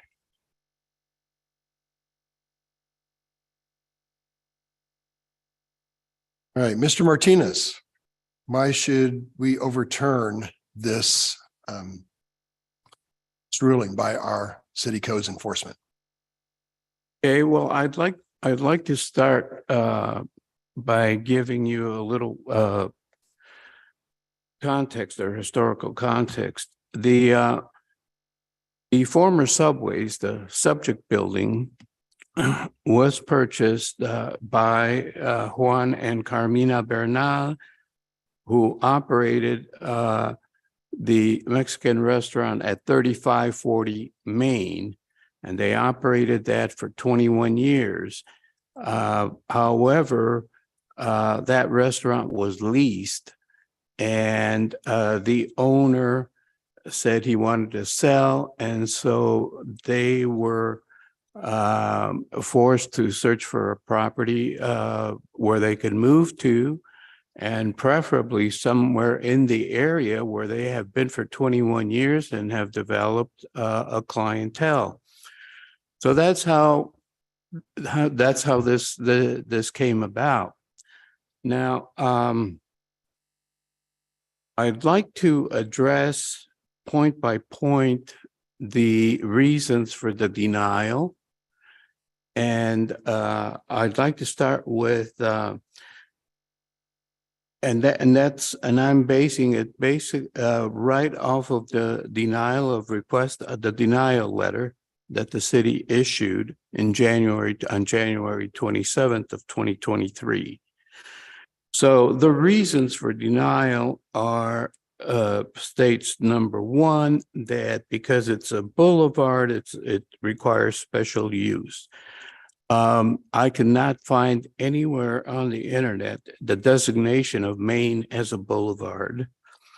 And so I don't know if there are future plans to convert it to a boulevard, but I could not find it. I went into the Parks and Recreation, who I understand has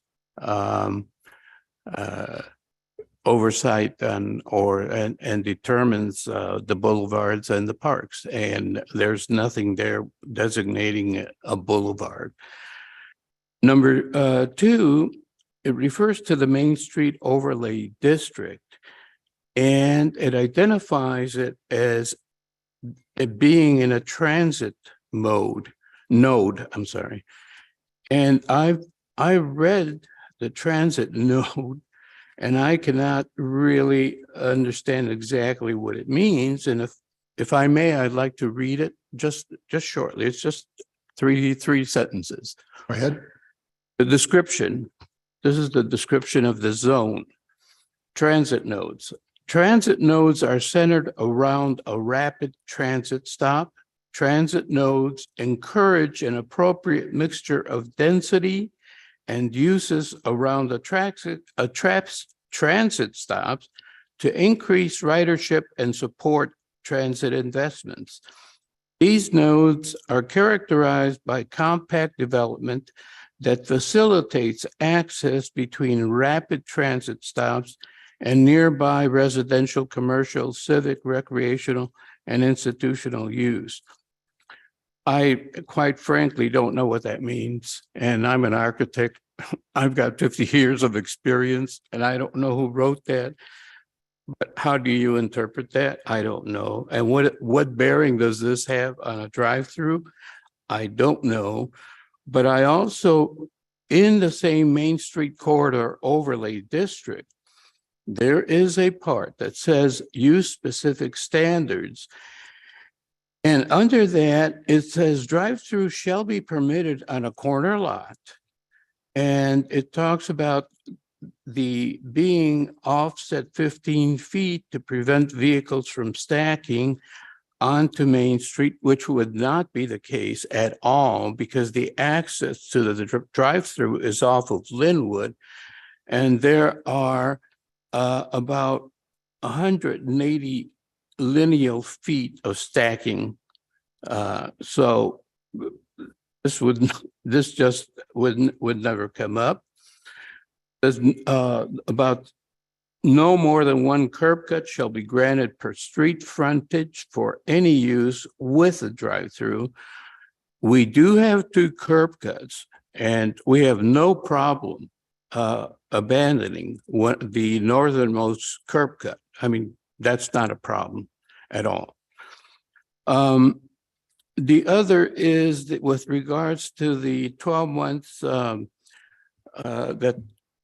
that this was abandoned. Well, the evidence that the city provided was the letter from the health department that said that they closed it in October.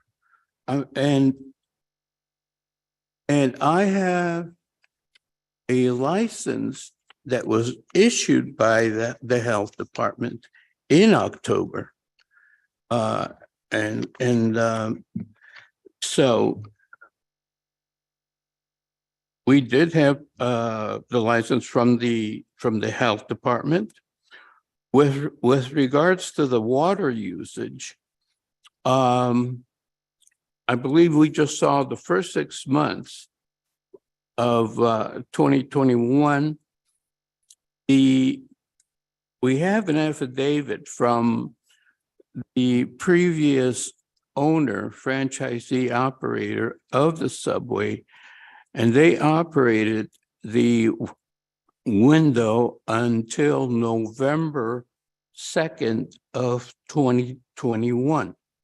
So that's kind of a key date because that's when they acknowledged that they ceased operations of the drive-through window. Now, between November of 2021 and November of 2022,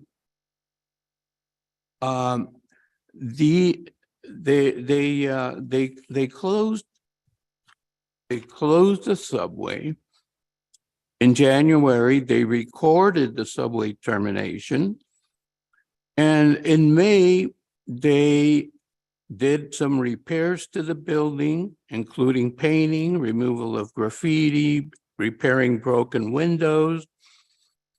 And in October of 22nd, the owner signed a lease to Rancho's Mexican Food for the operation of the restaurant, including the drive-through window, given the fact that this was still days before November 2nd of 2022. On October 25th, the law firm of Polsinelli filed for the legal non-conforming use, the CLNU. They filed the application. And on October 27th, that is when Kansas City, Missouri Health Department issued a license to operate.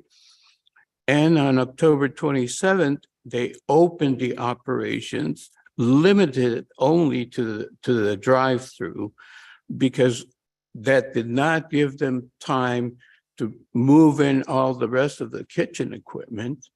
But they wanted, really the whole point was to protect that legal non-conforming use of the drive-through. And so they started sales from the drive-through before November 2nd. Now, the city visited and photographed the site on November 22nd and said it's vacant, there's no operations, and they took photographs. But if you look at the photographs, number one, yes, it was closed, but that was because of all the barricades, because of the construction going on at that time, right in front of the restaurant. So there was no way really for them to be open during that period. But they did operate the drive-through. And in fact, they also took pictures of that. Now, in their pictures, in their photos, they don't show any car. They went there like 9 o'clock, 9:30 in the morning. There was no activity. Most of the activity is from 11 o'clock on. And we do have a photograph where the window was in operation on October 27th. Now, the other point is that no convention and tour food tax had been paid. And right now they're bringing me copies of the receipts of the taxes that were paid, showing that the taxes were paid. In addition, we have a sales report for November of 2022, prepared by Square Up. You know, those machines that give your card, and we have a sales report for November 2022. We have the affidavit from Subway stating the last day of operation of the restaurant, including the drive-through window, was November 2nd of 2021. Sir, do you have that affidavit in front of you? I do. Let's go ahead and admit that. First, pass it to Anna, and see if she'll. You want a copy of the health license? Pass it to her, and then she'll pass it over to us. Thank you. That's exhibit Pardon me? 14. That'll be exhibit 14, yes.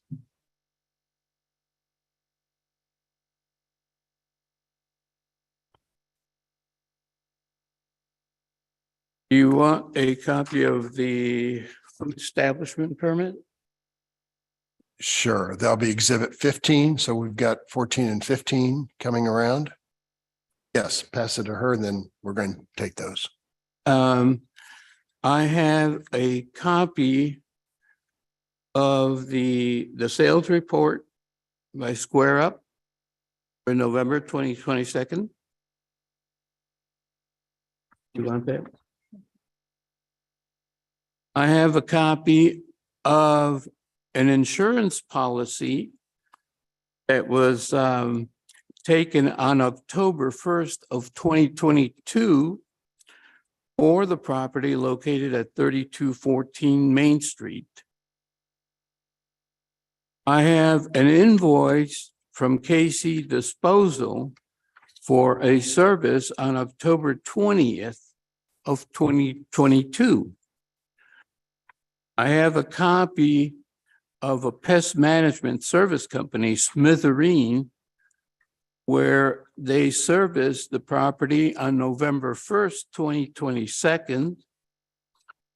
And then, well, the signs were after, I have the sign permits that were granted in November 21st of 2022.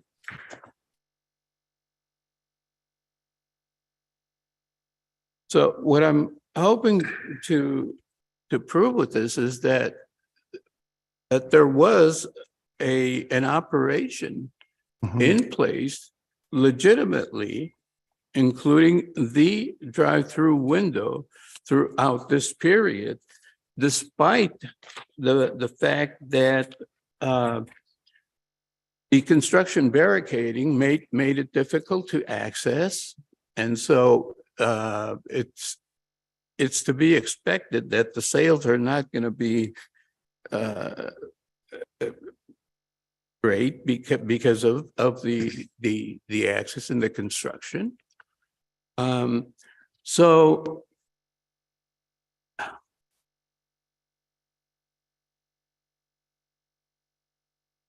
the subway had been operating previously there for 18 years. They started in 2003 up until November of 2021. So they had been operating there 18 years. And when they leased it in 2003, the building was already there. And I could not get more information, but it doesn't appear in that in the lease that they did any additions or modifications to the existing building. So it appears that that drive-through window was there before 2003. And We're not disputing that, sir. We're not disputing the drive-through window being before at 2003. Right. What we're trying to determine, sir, if Subway ceased operations and drive-through in October, which you might have a shutdown of that restaurant, maybe a week or two before you actually moved out.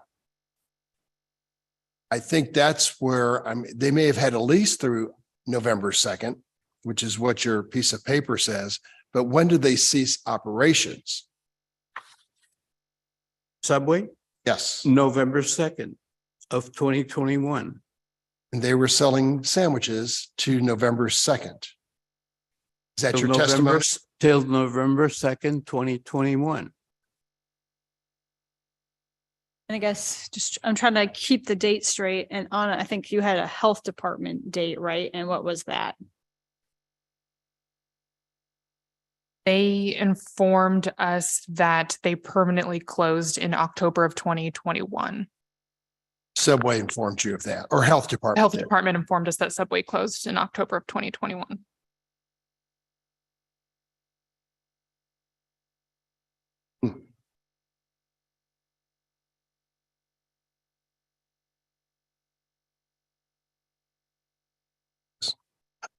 Mr. Martinez, what date did you say I heard October 21st, 2022 for insurance. What date did they start operating?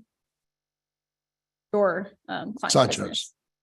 I'm sorry, would you please repeat? What date did Ranchos, is that correct? I think Sancho's, I think. Um, What's the name of the Mexican restaurant? Rancho's Mexican Food, What date did they start operating? October 27th. Okay, so insurance was October 21st and they started operating October 27th. Okay. Thank you. Were they selling product on October Yes. 22nd? Yes. Through the drive-through? Right. What they were doing is the production was done at the restaurant 2 blocks away.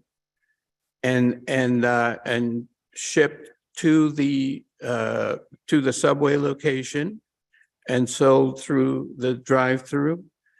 And this was overseen by the health department. Because they had concerns about, okay, you're going to transport and you're going to sell. And then they worked it all out and they said they issued the license, the health department. In October. October, yes. And you have security cameras at that location? I believe there are, but there, I couldn't see that there would, I don't know who would have recorded or who would have any recordings. But they're not operating. I mean, I can see that there are cameras there, but I don't see where there would be the monitor and the recordings. And you said you had data from Square, and Square meaning the credit card processor. Yes. In October of 2022? No, a sales report for November of 2022.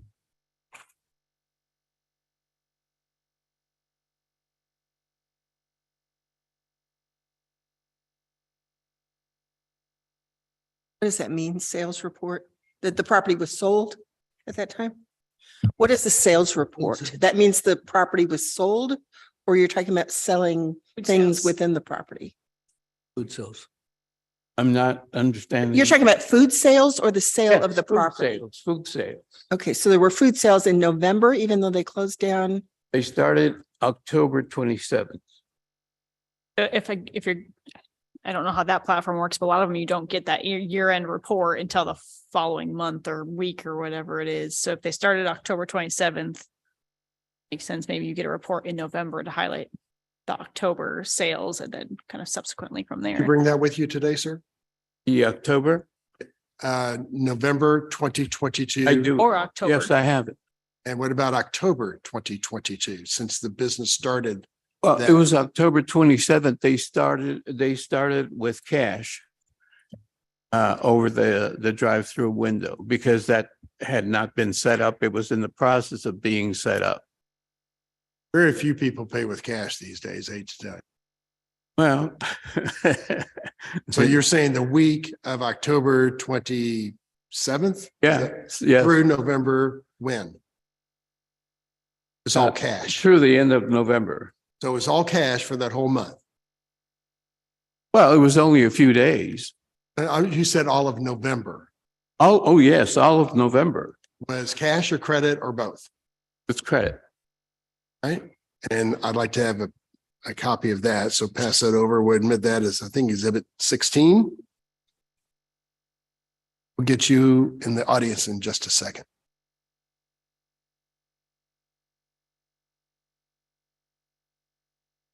We're trying to determine timeline, sir, Mr. Martin. You know, I know. we're trying to determine time. Exactly.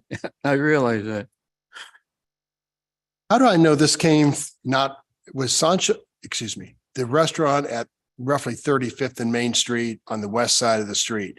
Was that in operation during the same time this one was in operation? Yes. So how do I know this sales came from the one at 32nd and Main? Well, versus the one at we can 35th? ask them to certify.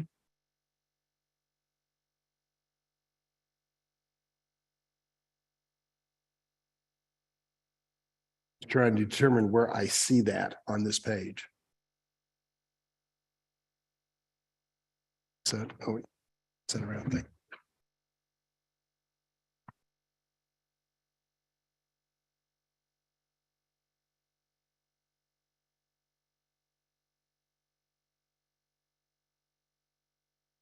Andy, what do you see as average daily sales? What kind of sales were coming out of that?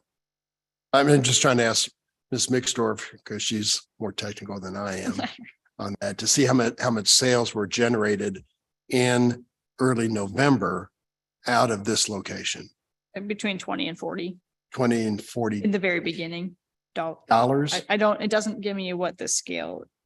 I assume it's, yeah, that could be. Maybe it's low. missing zeros. I don't know. It Yeah. doesn't give me.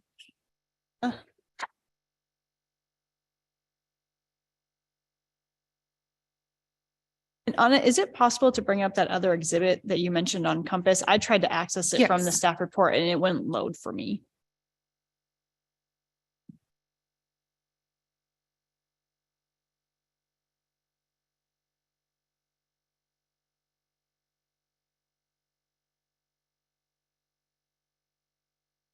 You have a copy of the insurance, right? No, I do not. you don't? No. I thought I. Oh.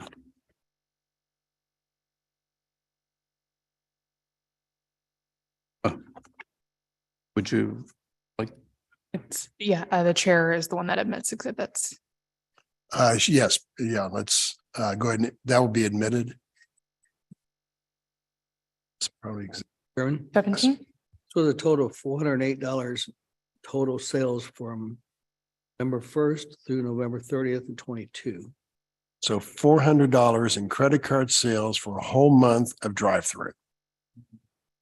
Last day of business was the 22nd. Open back up again. 8th. 30th. I was there, I guess, during.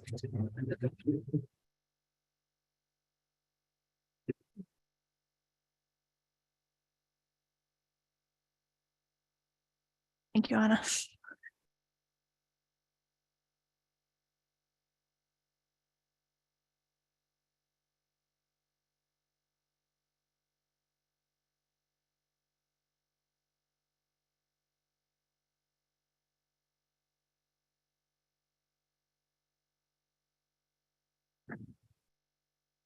And we don't have any sort of survey or additional site plan showing where this drive, but oh, there you go. All right, thank you.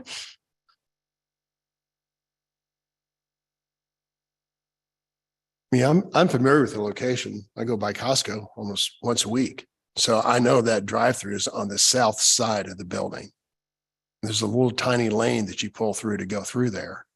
And the only thing I've ever seen on that location has been T-shirts during Chiefs season on the corner. right?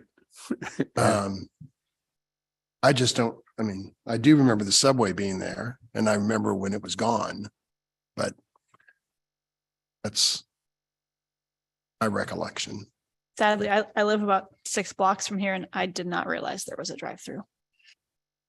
These photographs were taken October 27th. Of 2022. Supposed to need to be another exhibit then as well. Right, yep. It did.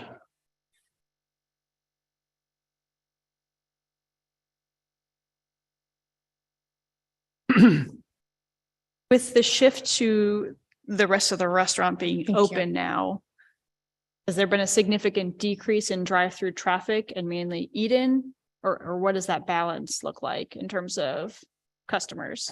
I didn't understand. Are more people eating in on the restaurant or taking to go or people Oh, mainly right using now, drive-through? it's all drive-through. Oh, it's still only drive-through. Yes, Okay. Right. Is the intent to open it as a non-drive-through?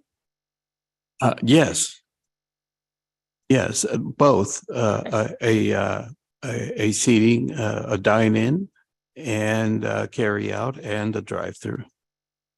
What was your expected timeline? So you drive-through opened October 27th, 2022. What was your anticipated timeline to open the rest of the restaurant?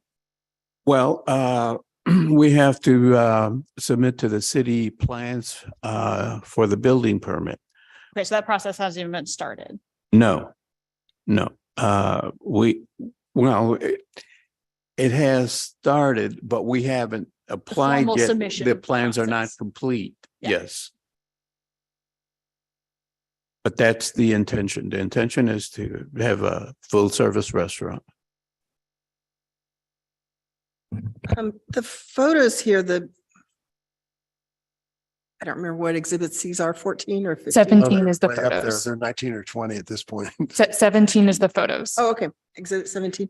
There's a date on one of them Yeah, that says. I put that data on there. Okay, that was That's my when- question. That's when they were taken.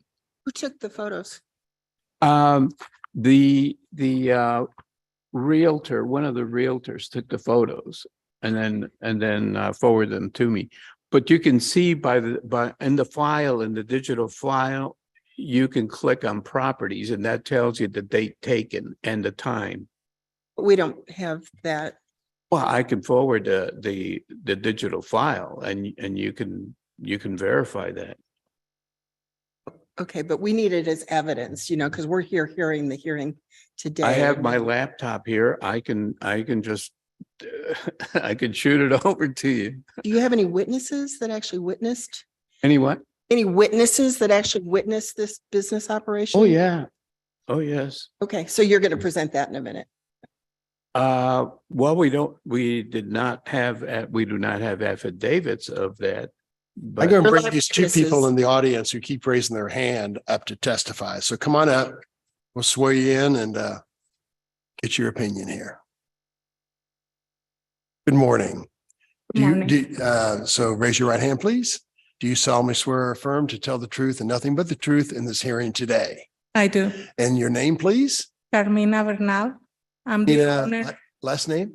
Bernal. Oh, Bernal. Okay, thank you. Tell us. When you were talking about the cash, accepting only cash at the window, that's when I raised my hand because I was operating the restaurant for the first week. I have a job that I work on. I don't help out my husband, Juan, who is right here running the restaurant anymore. I did for the first 15 years. And now I have another job and I usually don't help him there. But when this opportunity came up, he needed my help. And I was the one who was running the location at 3214 the first week. So I was at the drive-through window. I was taking the customers. I was charging customers with the Square app on my phone because everything came out so quick that we have to move in order for us to save this drive-through. And I have witnesses because our neighbors at the funeral home behind the restaurant, the manager or owner came inside and talked to me and I explained him what was going on and what we were trying to do. So yes, I can get a letter from him. I'm pretty sure saying that I was there and I was selling food. The volume of the food, it wasn't so big and the customers were not a lot because we didn't plan this with a month or grand openings. We just open up in 7 work days, I think, since we got the opportunity from the day we open up the drive-through. So our customers were very few, but they were coming through the drive-through window and we only had 2 options of burritos there that my husband was preparing and he was bringing them to me at that location. And I think also the construction workers of the train that are building there, they also came and say hi and we talked to them. So there are witnesses that we were open and running the drive-through. So one quick comment, make sure I understood. So when did you start working there to sell food? I heard October something. What was the date? 27. October 27th, 27. Yes, we were at the building 10 days before, trying to clean it up and prepare it and do whatever was needed for us to open. And the health department came to the building and did the inspection on October 27, early in the morning. When we passed the inspection, I issued a check for them and they gave us the okay to open up. So my husband brought me the food and I was there to sell it. Right. And that came from the restaurant at 35th and Main. Yes. Yes. All right. And you took the credit card with your own personal Square device. Yes, on the location at 3540 Main, we have a merchant through US Bank, Elavon, and that's how we take credit cards down there. Yes. If you see the sales on Square, it's a very small amount because on the other location, we do probably 800 a day on credit cards.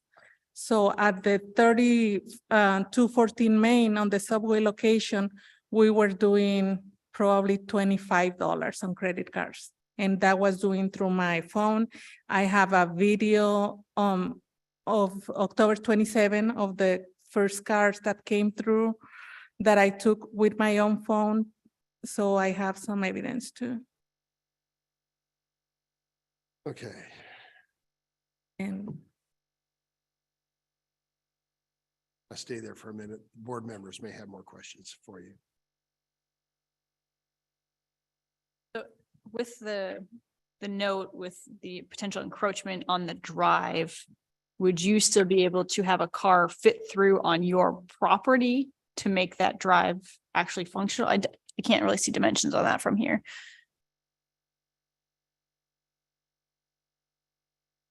If it's 15 feet between the buildings, is the drive lane 10 feet of that? And so the encroachment is a non-issue, or do you have any additional insight on that, Anna? There's not a scale Okay. on the document that they submitted, so there's no way for me to actually measure. Okay. I know it's a tight fit. It is a tight. I measured. So Anna, we got to get a timeline down here, sorry. So it's her evidence that the business was operating October 27th, and I have nothing to dispute that. How does that play into the CLNU in terms of when it expired? Mr. Deddy, that's a question for you. So it sounds like we have evidence that the restaurant was doing a drive-through on October 27th. It started that day. We got a health department approval and they started selling food. How does that relate, sir, to the expiration of the old CLNU? When would they have to have business going there? Business would have, from the time, from the evidence that we are using, would be from the time the business license ceased, also the lack of water usage, showing that there was no operation at the site during those times. Right. From the water usage that we have, I actually have, it's in the case file, documentation from 121 to 122 of, January 21 to January 22 is what Right. he's, okay.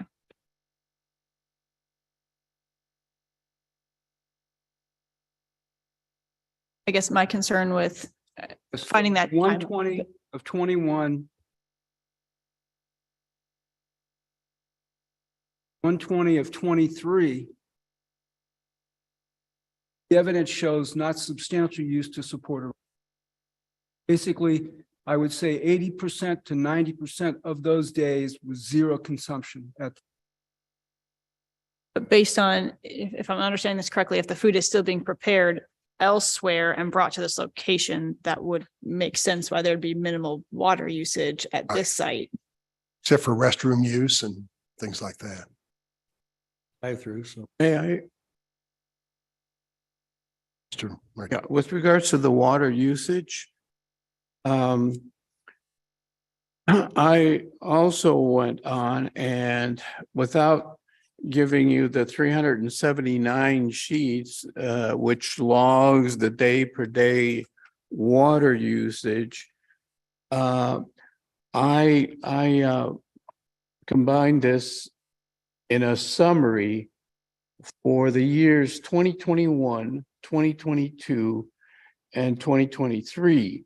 And here you can see the usage was all throughout 2021 and 2022, with the exception of 3 months. And then again, in October, November, December, we have water usage.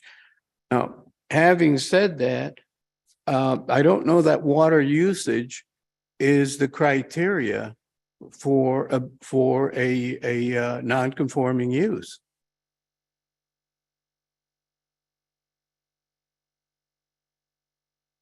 And It's not criteria, but it's evidence. That's all we're looking at is evidence here, Okay. so.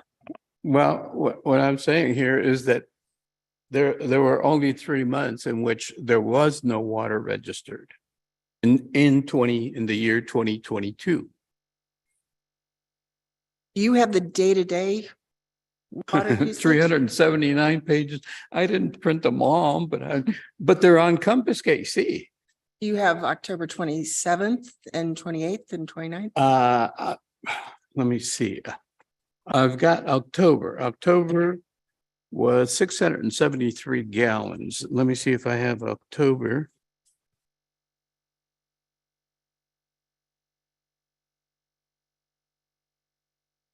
So if I'm understanding this correctly, I'm trying to keep dates I straight. do.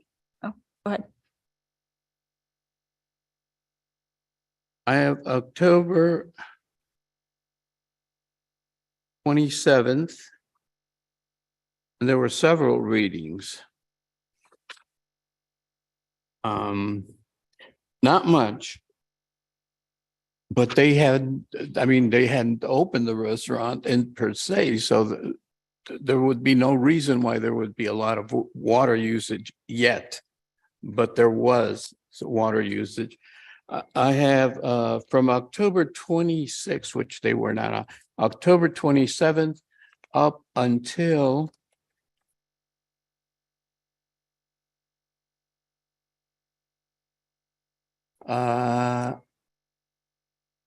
December 4th of 2022. I didn't see any point in printing out the 379 pages for the daily log. I thought the summary would give you the picture that there were only 3 months that there was no water usage.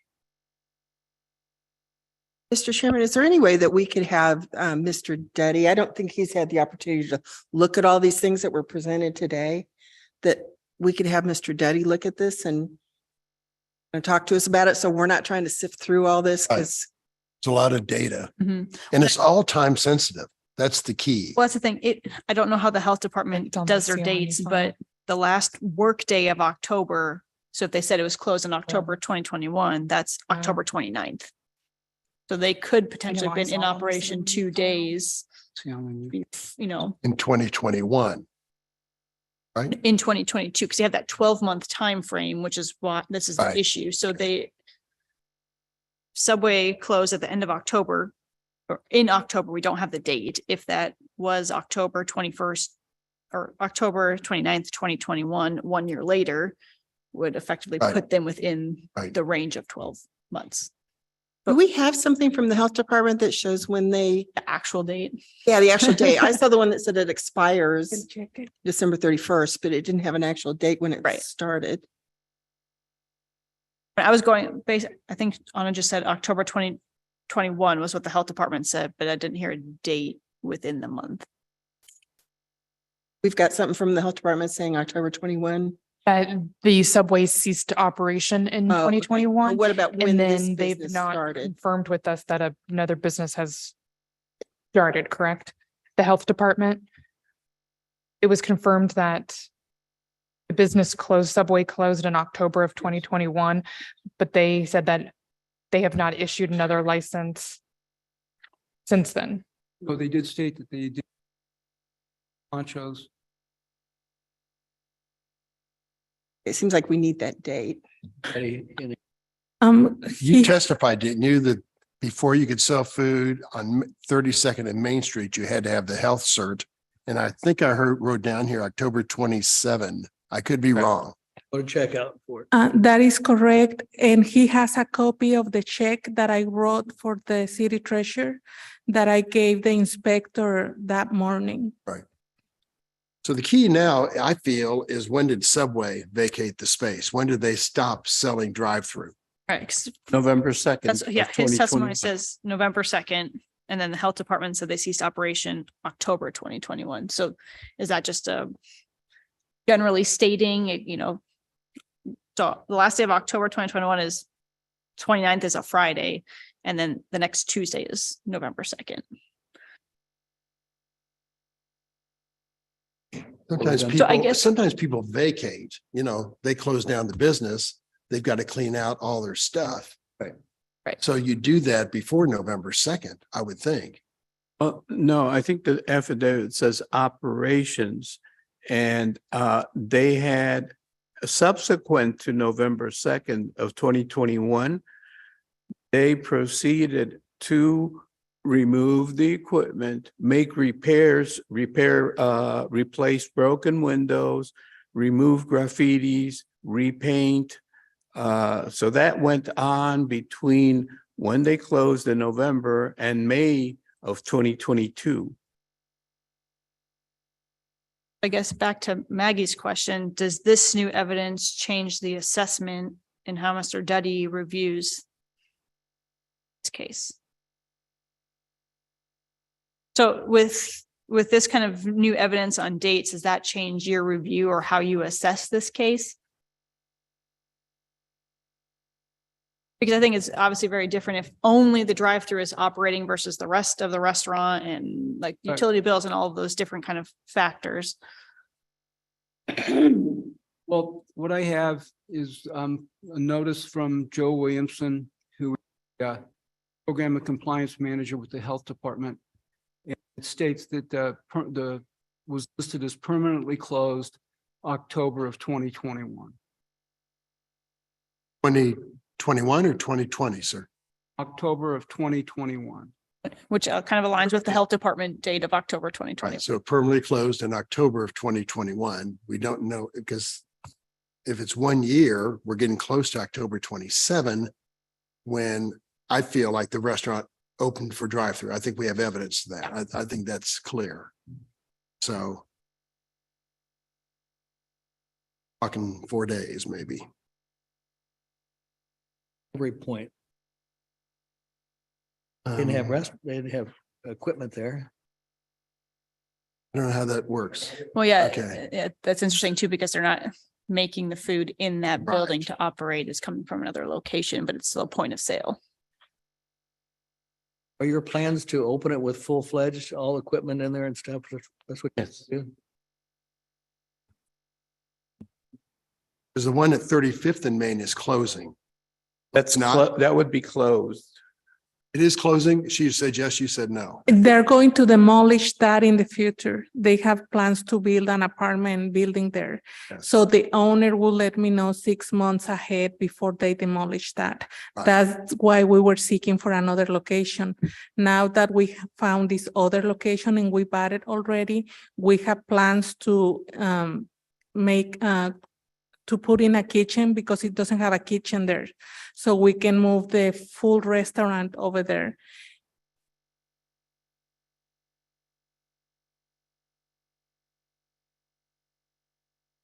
And the certificate of legal nonconformance was just for the drive-through. The restaurant's allowed. Correct. So we're focused on the drive-through. So if they were operating a drive-through within that year, Mr. Duddy can talk about his inspection and the CLNU process, but correct, the drive-through is in question. They can keep the restaurant there. If they can prove that the drive-through was in operation, then maybe Mr. Duddy wants to provide full testimony. does a drive-through have to be attached to the restaurant on site?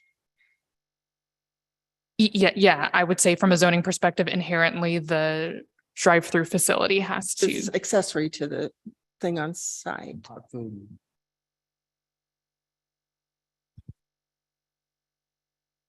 Mr. Deddy, you were going to say something? I'm sorry, sir. My visits to the site, including yesterday, and I was at the site 12:30 PM yesterday. There was no activity at the restaurant. I also would like to ask if the restaurant on 35th and Main is no longer in operation, where is the food being supplied that is being used at the drive-through? I think they said the It restaurant is is in still open. operation. The restaurant at 3540 Main, it's open. Yes. This is just the future planning stage for this building, essentially. One that's going to be torn down is open. The one at 3540 Main is open. Yes, sir. This is kind of weird because it's almost like they were operating a drive-through for the restaurant at 35th and Main, but the drive-through was at 32nd and Main, which They have a drive-through at 35th and Main, right? We're operating a 3540 main drive-through only since COVID. We have a dining that we haven't reopened.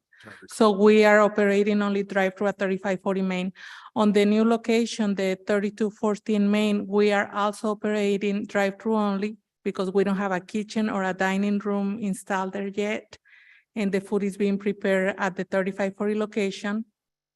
And they bring burritos already made that we keep in a warmer, and that's what we sell through the drive-through window. I'm sorry, so confusing. It is, and I think this is something we haven't really seen before. I'm a little confused about, because the drive-through is supposed to be accessory to that use on site, so it's almost like you're setting up a tent in this other place. I'm just kind of confused. I think. May I add that the drive-through has been a very important part of the business because we've just gone through COVID and we're still not out. And so when the restaurants had to close, the only means really that they had of survival was the drive-through.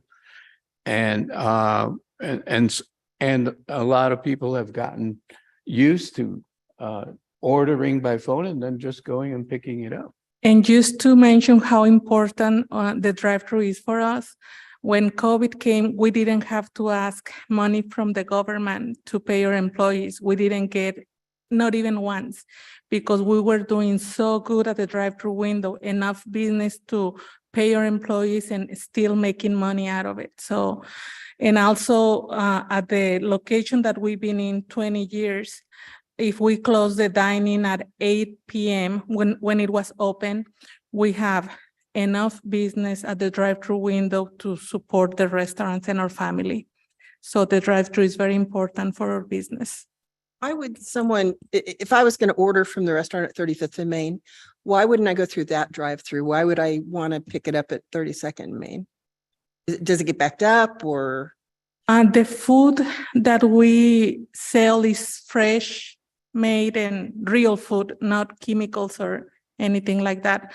So our customers, Mr. Martinez was with us this Sunday that we went down there. He was taking pictures. And we had about 5 cars in a very small amount of time looking for food because we've been there 21 years and they know us already. And when they're seeking to eat something real food and fresh, they try to look for a restaurant. And since we closed the location at 3540 Main on Sundays, they gave it a shot to see if we were open at the other location.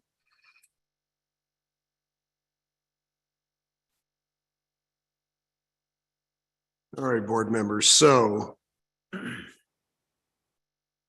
it's before us is the CLNU. And it's a matter of days, I think, that we're off. There's no dispute the Subway was there. Well, It's when they stopped selling. And from this testimony today, I feel like we have accurate evidence that on October 27th, they started selling. So that would maybe extend the CLNU for another year. So to Mr. Duddy's comment, he was there yesterday and didn't witness any activity is moot, I think, because the CLNU would have renewed on October 27th. If in fact Subway was still selling October 27 of 2021. I would be open to motioning a closed session. So would I. That, Yes. Do you need the numbers? I would move the board go into closed session, to discuss legal matters and legal advice pursuant to section 610.00 or 0.0211 RSMO. I have a motion. Do I have a second? Thank you. Anna, please call the roll. Lawrence. Aye. Nixdorf. Aye. Moran. Aye. Ebbets. Aye. We'll be right back after we get some legal advice. Can we We'll be join? back. We'll be right back.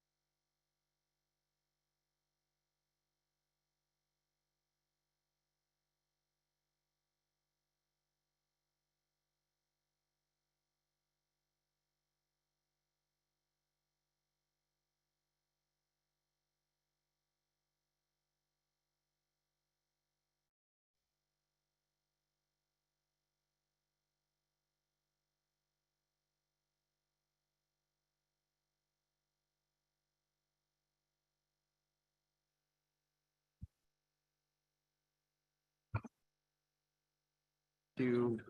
I got It's just like. Okay, we're back. I need a motion to come out of closed session. Obi? Got a motion. Do I have a second on that? Second. Thank you, Ms. Mixdorf. Anna, please call the roll to bring us out of closed session. Gorence. Aye. Mixdorf. Aye. Moran. Aye. Ebbets. Aye. Board's been overwhelmed with data. And so there's a lot of data that's come through today's meeting. Enough so that we're going to, I'd like to continue this case for 1 month in order for staff and you to get together on some of the numbers we've heard today. And it's for the benefit of the restaurant. We've got an encroachment issue on the property with the ABC storage. No, on ABC storage. So that's got to be resolved. So there's a couple things that we can't go through with today in establishing the CLNU. Is that a catering operation? So there's lots of questions that we have that staff can resolve in hopefully 1 month. So we're going to send it back with your approval. And we'll continue this case for 1 month till our April docket. And I'll entertain a few comments, but go ahead, sir. You raised your hand, Mr. Martinez. Yes, may I address the issue of encroachment that you mentioned? No. And the reason being is you'd have to have a survey. Do you have a survey? I have a deed. I have a copy of the plat, and I have a copy of the easement recorded. I think that's good information. I feel like good that would be then part of this case if we Right. have then continued to have that full supporting documentation to show that encroachment is then maybe not an issue, but we don't have that information now. I mean, Okay. you say you might have it, Right. but to make that kind of clear cut Good. decision. So you don't want to see it? I think you need to show it to staff so we will see it next I time. worked so late last night and you don't I want to see it. Well, we thank you for that. So for the time being, we're going to, we'd like to pause this for a month. All right, well, thank Okay. Is you. that acceptable to you all to just continue this? We have a choice? You Yes, do. you We do. can vote today. That is an option. There are again, only 4 board members out of the 5, so. So you get 1 negative vote, it's bye-bye. It's not good. Okay, so we'll be on the docket for the next one. Yeah, April 11th, Randy, is that Yes. right? Yeah. Tuesday, April 11th. We'll be on the consent agenda by then, right? I don't know. No such thing for Working on the BZA. staff and maybe. Stay positive. Is that acceptable to continue to kind of get this additional information to city staff so we can get kind of a more kind of timelined approach and all of this information in one package to make sure we're assessing all of the right information and make sure there's kind of nothing Okay. left unchecked? All right. So I'll entertain a motion to that effect. I move to continue this case to the April docket. Thank you. I have a motion from Ms. Moran, a second. Second. Thank you, Ms. Mixdorf. Please call the roll, Anna. Gorence. Aye. Mixdorf. Aye. Moran. Aye. Ebbets. Aye. See you April 11. Thank you. Thank you. Thank you. Thanks for all your testimony. Be a warm day. Okay, we're up to our lunch break. Again, Mr. Duddy, thank you very much for all your testimony, all your hard work. You really do a stellar job. Thank I you. appreciate the diligence of the board. Thank you, sir. Okay. Is it 30 or 45 minutes, guys? I can't remember. Your choice, minimum of 30. Let's do 30. Let's do 30 so we can finish up. Is that okay with staff? Okay, thank you. We'll be back in 30 minutes.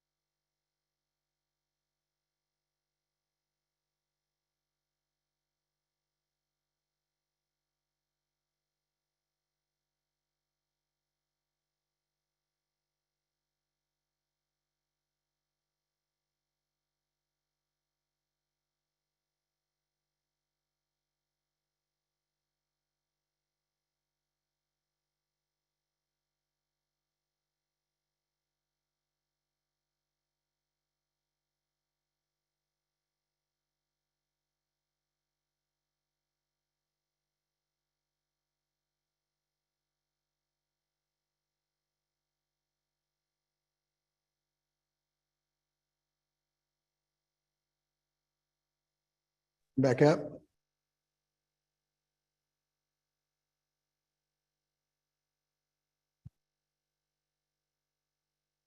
Welcome back to the afternoon session of the March 14th Board of Zoning Adjustment docket. The next case on our docket is item number 10.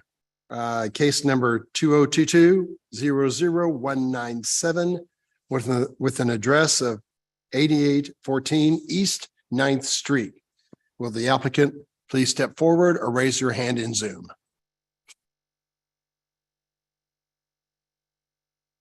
Alberto, I am promoting you as a panelist. You must accept the promotion. Mr. Rodriguez, turn on your microphone and camera, please. Alberto, you need to accept the promotion in order to provide testimony. 106. 6.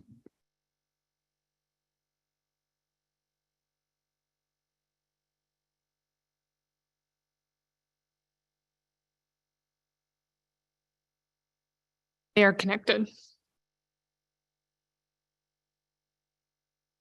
Hello, Alberto. Could you turn on your microphone and camera? There you are. Yes, I do. Thank you. Is anyone else in the audience interested in this case? Anya? No one else has raised their hand on Zoom. No one else appears in the chambers. Thank you. Alberto, please raise your right hand to be sworn. Do you solemnly swear or affirm to tell the truth and nothing but the truth in this hearing today? I do. And please state your name for the court reporter.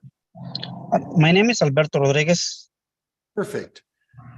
Sir, for your case today, I need to admit a number of exhibits labeled 1 to 9 on page 3 of the staff report. These are standard exhibits. Do I have your permission to admit those? Yes. Thank you. Those are admitted. Part of that is a presentation by Jared Clements on your case. So Jared, please take over. Sure thing. 1 second while I share my screen. Okay, so before us, we have docket item number 10, case number CDBZA 2022-00197, located at 8814 East 9th Street. Zoning district is R-2.5. Applicant is seeking approval of a variance to the R-2.5 front setback requirement to obtain permits for an as-built existing porch. So this is the location of the subject site. It's right near the eastern boundary of Missouri. More specifically, it's at the intersection of East 9th Street and Blue Ridge Boulevard. So you'll kind of have to tilt your head because of the orientation of the site plan, but you can see a 8-foot porch built on the front of this structure, and the structure is 15 feet from the front property line. So as such, they are needing an 8-foot variance for encroaching in the front setback. A substantial change to the character of the neighborhood is not anticipated.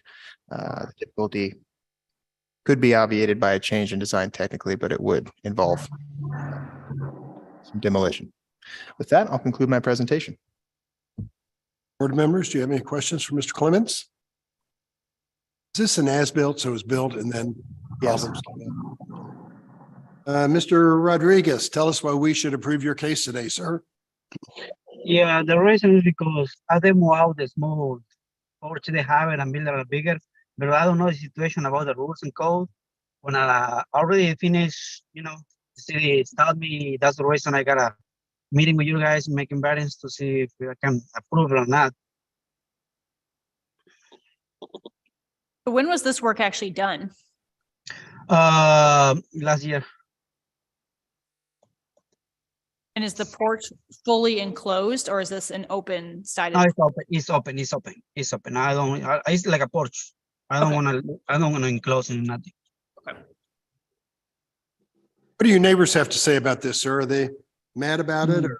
My neighbors, they happy because the thing is the house is abandoned for 3 or 4 years and the people living there, doing wrong things, that thing. When I start to work in that with them, my couple neighbors, they told me they happy with that. And also they say that the porch is looking very well because I put a new siding too, so it started looking very nice now.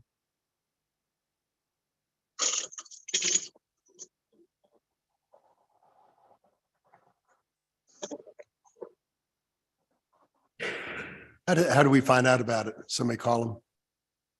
I'm not sure It's okay. how it came to us. He might have sought a permit for the interior remodel and then on the site plan showed the porch. That typically is how something like this comes to us.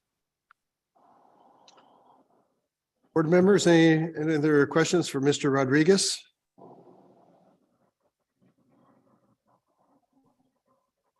I mean, it's already been inspected.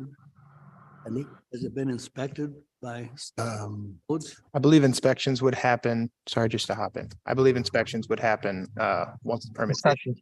And so he's seeking the permit now, so Would buy the permit. would be inspected later. Yes, after the approval parents, I had to go get it, get a permits for everything. Thank you.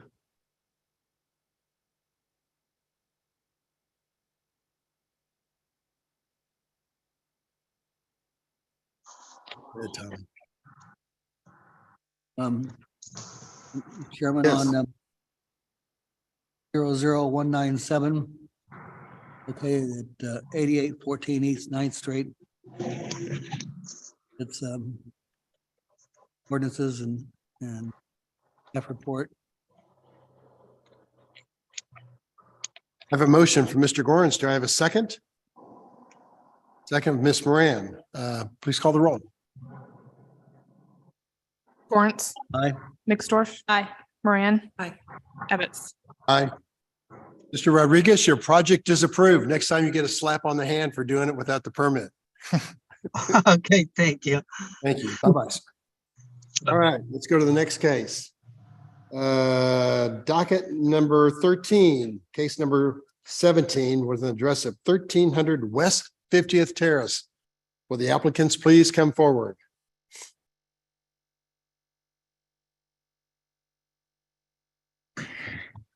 No, sit down. Come on up front.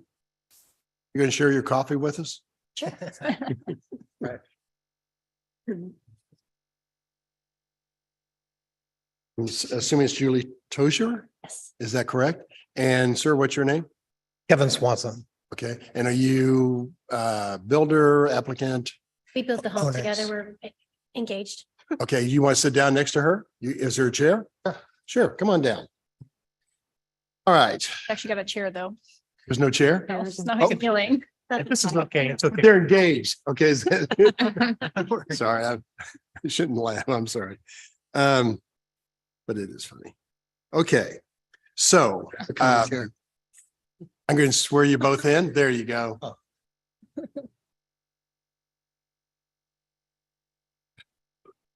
I remember those days, by the way, of engagement 25 years ago. Okay, so so we have, I know Julie, I didn't hear the other name. I'm sorry. Julie Tozier. Yeah, but his, Oh, Kevin Swanson. Kevin Swanson. Okay, thank you. Raise your right hand to be sworn, please. Do you solemnly swear or affirm to tell the truth and nothing but the truth during this hearing today? Yes. State your names for the court reporter, please. Julie Tozier. Thank you. Kevin Swanson. Perfect. And Julie, get a little bit closer to the microphone if you can. That way you're coming through. On page 3 of your docket preparation, there are administrative exhibits labeled 1 to 9 that we need to hear, that you need to approve in order for us to hear your case today. Do we have your approval? Yeah. Great. Those are admitted. One of those is a presentation. Excuse me. By who? Connor Tomlin. Oh, God, Connor, I'm Connor, sorry. I apologize. You're all right. Don't worry Thank about you, it. Connor. Thank you. On your case. So Connor, please take over. Thank you. All right, so yeah, I've got CD BZA 2023-00017 located at 1300 West 50th Terrace. It is zoned R6 and the applicant is seeking a variance to pool siding standards in the rear yard setback. This is the general site location, butts right up to the western boundary of Kansas City. This is a closer view of the site on the corner of West 50th Terrace and Ward Parkway. This right here is the site plan. You can see in blue in the back corner there. That is going to be the location of the pool. I'm not sure if you can see the numbers very clearly, but the rear yard setback is 10 feet and they're at 9 feet 8 inches. And for the variance, 88-30507, swimming pools are permitted in the side or rear yard and must be set back at least 10 feet from that property line. And the proposed deviation is 4 inches to the rear yard setback. And this is not expected to have any substantial change to the character of the neighborhood and could be obviated through a design change. Thank you, Mr. Tomlin. And would you show the overall view again? Do they border against Pembroke or no? Close. Close, okay. All right. Is that the new house that's been going up here for a while? Trying really hard. Yeah, okay, thank you. All right, that's a pretty stiff variance you're asking us for today, 4 inches. Tell us why we should approve your case. Well, we're investing in this neighborhood. We're investing in the community, and we're wanting to ask for the variance for the 4 inches so that we can create this aesthetic that sort of meets the level of the house. Right. Yeah, anything you want to add? The size of the pool, we're trying to optimize what's kind of an awkward, the corner has been a challenge. We went through a couple of things. We had to detach the garage. So we're trying to get as creative as possible to create the best home value as Right. possible. And we've You had, intend to live there or is this a spec house? we live there now. Okay, good. Board members, do you have any other questions? Concrete pool or all concrete? No, it'll be a fiberglass. Fiberglass drop in? Yeah. And I did forget to mention, we did talk to the adjacent neighbors and nobody had any issues with the plan. And we have preliminary approval from the homeowners association as well. Sometimes West Plaza can be kind of vicious over there. So if you've got their approval, then that's, Be nice so far. yeah, that's good. Okay. Straightforward. Anybody else? I'd offer a motion. Perfect. Case number 17, I move the applicant's request be granted in accordance with site plan and staff report. Having a motion. Do I have a second? Thank you, Ms. Moran. Please call the roll. Lawrence. Aye. Mixdorf. Aye. Moran. Aye. Ebbets. Reluctantly, aye. Good luck with your project. Thank you very And much. remember, just invite us all for the big pool party. Right now. Thank you. Good luck with your project, sirs. Thank you. I'll pronounce you man and wife. Yes. If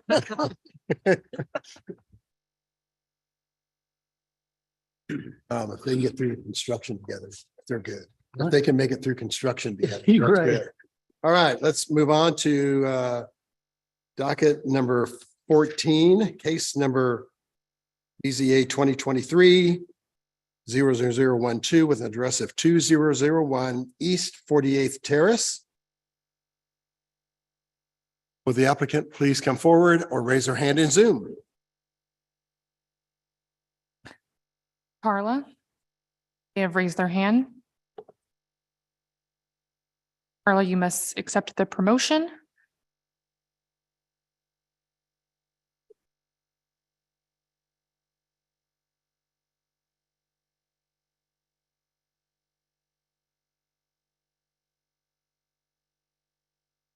They are connected. Okay, great. Carla, please turn on your microphone and camera. You go. She is. Good afternoon to you. Is your microphone on? She motioned 1 second. I don't know if that was visible. Look, there we go. Sorry, I could not click the button. Hello, That's good fine. afternoon. That's fine. Good afternoon to you again. Hi, What's your last name again? I'm sorry. Juarez, Juarez. Would you mind raising your right hand to be sworn in? Do you solemnly Yes. swear or affirm to tell the truth and nothing but the truth in this hearing today? Yes, I And do. please state your name for the court reporter again. Carla Juarez. Perfect. Carla, there's some issue, we have to admit some exhibits for your case today. They are found on page 4 of your staff report labeled 1 to 9. Mr. Chairman, can I ask who this person is? Because the owner is Angel Cabrera and the applicant is Sandra Rocha. I'm not sure what relationship this witness has to the owner. Do we have an affidavit? Yes, they are my parents. The owners are my parents. Sandra is my mom, and I'm here on her behalf. Okay. All Thank right. you. Thank you. It looks like we have an affidavit on file, so you can speak on the case. So again, do you have can I admit those exhibits labeled 1 to 9 on your staff report? Yes. Thank you. Those are admitted. Part of those include a presentation by staff on your case by Mr. Clements. So Jared, please take over. Absolutely. So before us, we have docket item number 14, case number CDBZA 2023-12.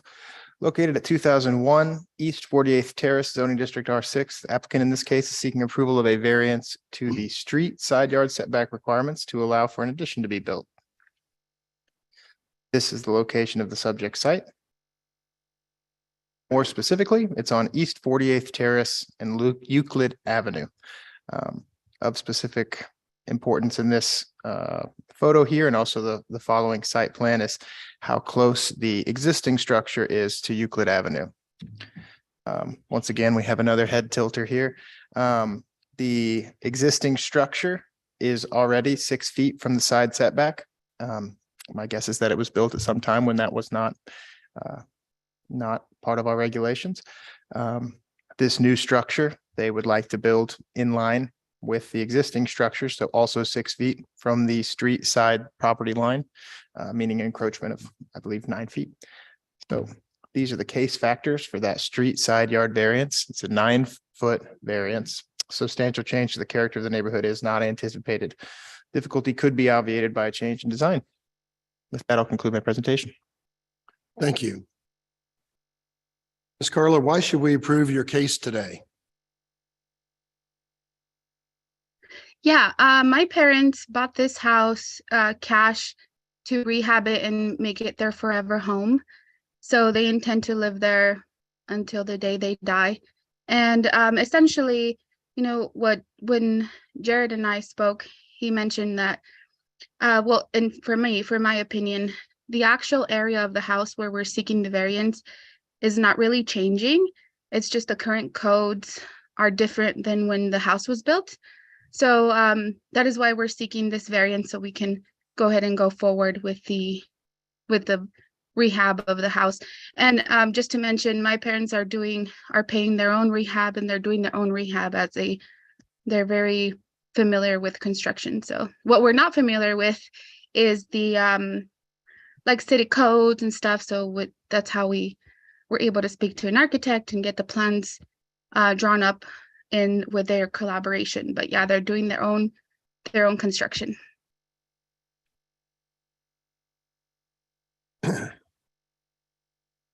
So you're really not adding to the sides of the house, to the footprint of the house. You're just doing some interior work, and this came up in the review.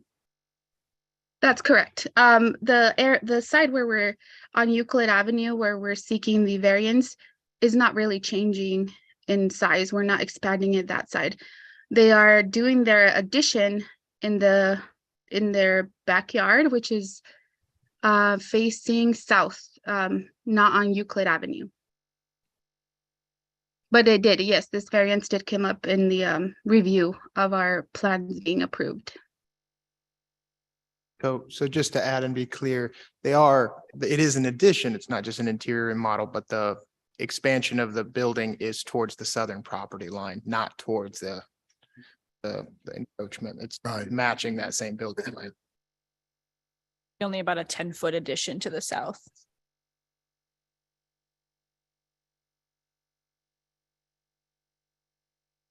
Any neighbor opposition, Ms. Carla? No, we posted the signs as suggested, and my parents have good relationships with their neighbors, and they have seen the house, kind of under construction for quite a while and they haven't expressed any concerns. Okay.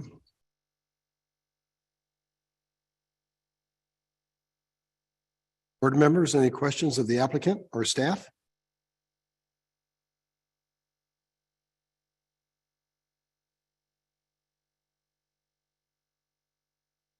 Is there any value, I guess, since the house itself is not in compliance? Is there any benefit to doing any other additional variances to get the existing structure? Or since this is an addition to the existing structure, it would put the rest of the house in compliance? Do you want me to, so per direction of the law department, we are no longer applying like historic variances that you've seen in the past. The addition is triggering the need for the variance that Jared has described, and that's the only variance attached to the case. If the applicant wished to, kind of like bring the entire site into compliance, we would accommodate that, but it is no longer a requirement per our directions. Perfect. Thank you for that clarification. I would offer a motion. Oh, perfect, Ms. Mixdorf. In case number 12, I move the applicant's request be granted in accordance with site plan and staff report. I have a motion. Do I have a second from board members? Thank you, Ms. Moran. Anna, please call the roll. Lawrence. Aye. Mixdorf. Aye. Moran. Aye. Ebbets. Aye. Your project is approved, Ms. Carla. Good luck. Thank you very much. Thank you. Thank you so much. Thank you. Next case is docket number 15, case number BZA 2023. Number 15 with an address of 14324 East 96th Terrace. Will the applicant please come forward?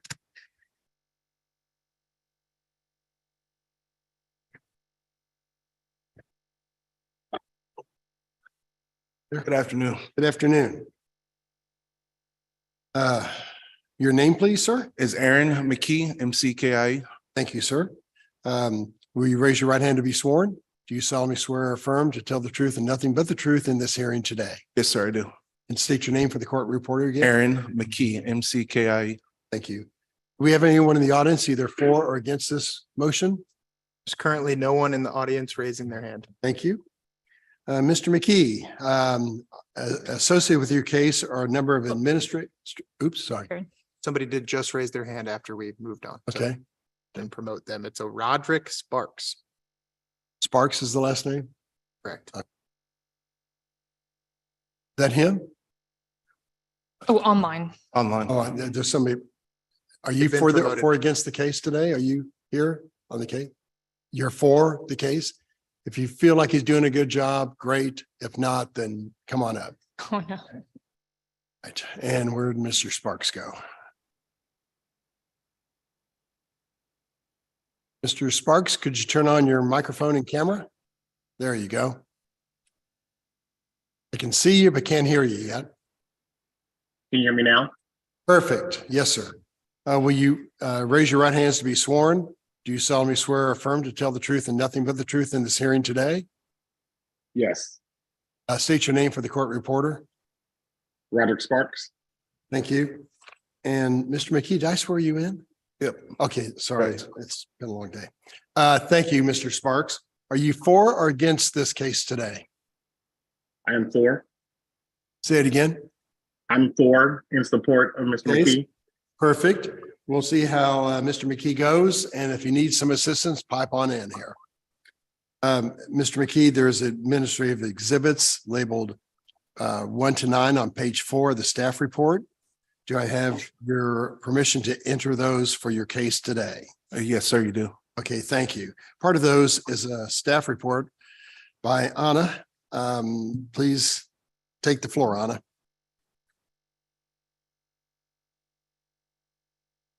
Thank you. So docket number 15 is case CD BZA 2023-00015. Site in question, 14324 East 96 Terrace.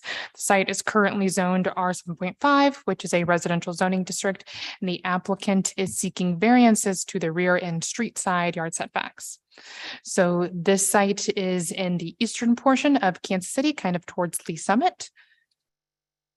This is a close-up of the site in question at the intersection of Hawker Ave and East 96 Terrace.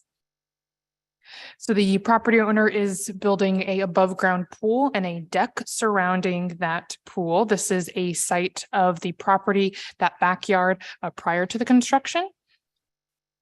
And then we have a close-up of the plans that they submitted to the building permits division, and kind of a close-up of the site because the aerial images for Google or for our parcel viewer actually went through in 2022. So we were able to capture the construction of that above ground pool. And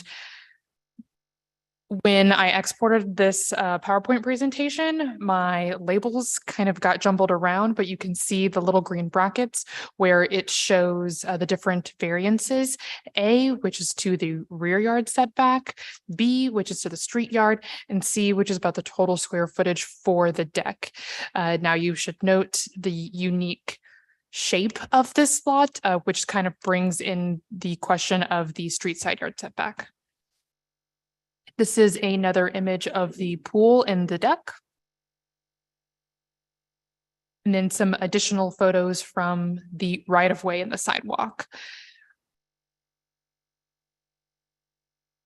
Variance number A, so for decks and balconies that are less than 500 square feet, they are allowed to encroach into the rear yard setback, but as long as there's 20 feet maintained in that rear yard, with the deck proposed by the applicant, there is only an 11.2 foot setback, which is a variation of 8.8 feet. No substantial change is expected for the neighborhood, but a change in design could obviate the need for this variance. We have variance B, which is kind of the flip side to that encroachment requirement in the zoning and development code. It says that their decks and balconies are not permitted to encroach into the side yard setback. This proposed deck, due to that curvature of Hawker Street, the deck encroaches 2.6 feet and that street side yard setback. A substantial change is not anticipated, but again, a change in design of the deck could obviate the need for the variance. This is some screen captures of that encroachment table in the zoning and development code. It's written in a weird way where it specifically talks about the rear yard setback, but then at the same time addresses how they're not permitted in the front and side yard. So I just added that to clarify my points before, as well as the 500 square foot requirement. The deck is quite large. It is larger than 500 square feet. So I have also attached the variance to deviate against that requirement. And it is a 2,000 square foot deck, which is a deviation of 1,655.5 square feet. And that is subtracting the pool in that deviation. A substantial change is not expected for the neighborhood, but a change in design of that above ground pool could obviate the need for a variance. And just to clarify again, that the building permits for the deck have already been approved, but the need for the variances were not caught in that initial review from the building permits division. So now the property owner is here to rectify those variances. Thank you. That concludes my presentation, and I'll be happy to answer any questions. Thank you. Any questions of staff? Mr. McKee, why should we grant your variance today, sir? Thank you. I appreciate your time. I'm hoping to get the approval of the variance so that I can complete my project. The reason this was caught and brought forward was a neighbor had issues with my wood that was laying there and not getting completed. And so when that was pointed out, then it was identified that I was off of the onset. So then I was notified that I needed a variance to get approval to complete project. So once that's done, I should be able to get that. And as far as the neighborhood goes, as far as our neighbors, I've not had any issues except for this one time with it. My neighbor's actually across the street. Both sides of me actually have already asked me for a pool pass. So we're working on that. And this is a self-build as well. I'm doing it myself. I've never done a project like this ever in my entire life. And then it's also a good opportunity for my two young boys who are 13 and 17 that I'm teaching them as well as we go. So it's something they can carry on as well. So I've taken pride in the project, trying to get it done. And it does come off. I have a screened in patio that comes off that was attached to my house with the roof. So it kind of flows into why the deck size that it is and the way that it flows together through the backyard. The original size that I sent to the city for the permit change was actually 48 by 48. And I since reduced that to 42 by 42. So it's actually a reduction from the actual permit that they issued. So it would have been way bigger than it currently sits. Let's see. Once it's all completed, I'll have 6-foot rails because I am on a corner lot. I felt like that would give privacy, but plus we have a sidewalk there with the pool. So we're going 6 foot tall on the rails on the deck around it, surrounding it. So any elevation of height, anything like that, concerns for falls or anything like that will not be, it'll be completely enclosed. And again, that's basically I have. If it is approved, I hope to have the complete project done by May 1st. Thank you. Chairman, Yes. can we go back to the picture of the pool? And so the fence is gonna be, Sorry. right, The rail goes on the deck. on the deck. On the deck. So how far is it from the deck to the ground? What is it? At one side, it is almost 3.5 feet, and then it goes all the way up to that side, just a little over 5 feet. So anybody can get into your pool? No, I'll have a self-closing, self-latching gate that comes off, and the only way you can actually access that is through my house. And get in at nighttime then you're. No, I'm sorry. Good, thank you. And then I noticed the new code with the 70% decimal for audio sound. So when my pool is closed and my gate is locked, I'm factored that into my house alarm system. So it will have an outside audible. So if someone ever goes in there, then I will absolutely know it. So again, Mr. McKee, you're going to build a 5.5 or 6 foot fence on top of the deck. Is that Yes. right? It's tall. The rail system. So it's a corner post, a horizontal, boards running throughout. So complete privacy, but rails. I have a question for Anna. So the area for this deck, did that take in just to account the overall area minus the area for the pool, or is that? Yeah, the calculation that I gave was the 48 by 48 minus the dimensions of the pool. Okay. But now he said it's 42 by 42. Correct. So is that a different variance?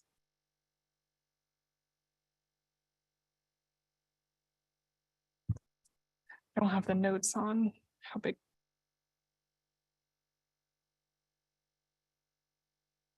So now the pool is.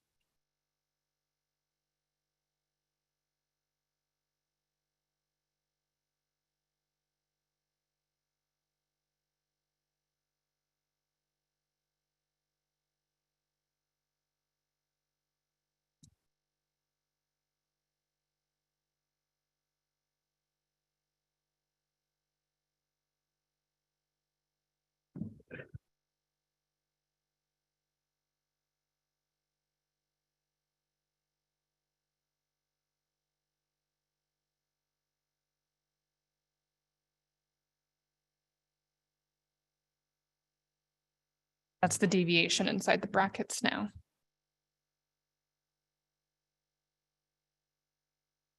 Okay, so your staff report is correct? The PowerPoint slide is the updated. You just numbers. bolded it. Oh, okay, okay.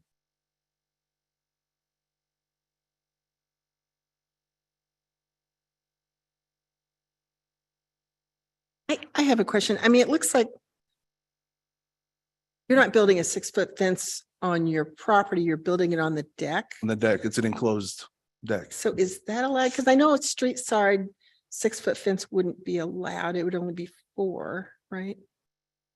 Yeah, I would almost want to feel safe and to add the fence variance. I know there's some stipulations where if a fence is like acting as a retaining wall, then you don't need a variance for that. And we can see that the deck is at its height, both due to the the above ground pool, but also there's a little bit of a slope there from Yeah, your the backyard backyard. completely slopes to the street. So the front side that you don't see, that's on ground level. The pool is half buried on one side. So as we moved out to level the deck, it's caused the variation as far as the height of the deck on that corner post. So on the opposite other end, it's on ground level and the rest of it's buried underneath. And then I put a rock retaining wall inside there, so it'll never collapse or anything like that. It cost me a little bit extra to do that, but I wanted to be safe than sorry after I built the deck. So if we wanted to play it 100% safe, you know, with reviewing this matter 100% right now, we could throw on the variance. But if it's 100% necessary, I would need more time to look into that due to the deck and the grade. And there is a requirement for there to be a 4-foot fence around the pool. He is going above and beyond with the 6. 73 inches to be exact. Safety. Yep. It's safety, privacy, just because I'm on a corner street, everyone driving back and forth, people, a lot of my neighbors walk, got dogs. So I felt that, hey, you know, best to go a little higher than necessary. You'll be able to see through it. Yeah, so it's got a little inch gap in between the horizontal boards. So you'll be able to see out, pay attention, wave at our neighbors. Is Hawker Street a busy street to you? It's a one way in, one way out for that entire neighborhood. And that's the main street. But as soon as you come in, you can go right, you can go left, you can go straight. Okay.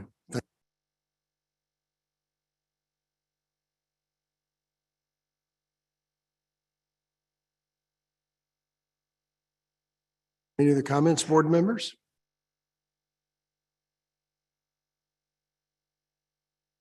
I'm thinking through the fence situation. That's what I'm trying Yeah. to figure out. Howard, what do you think?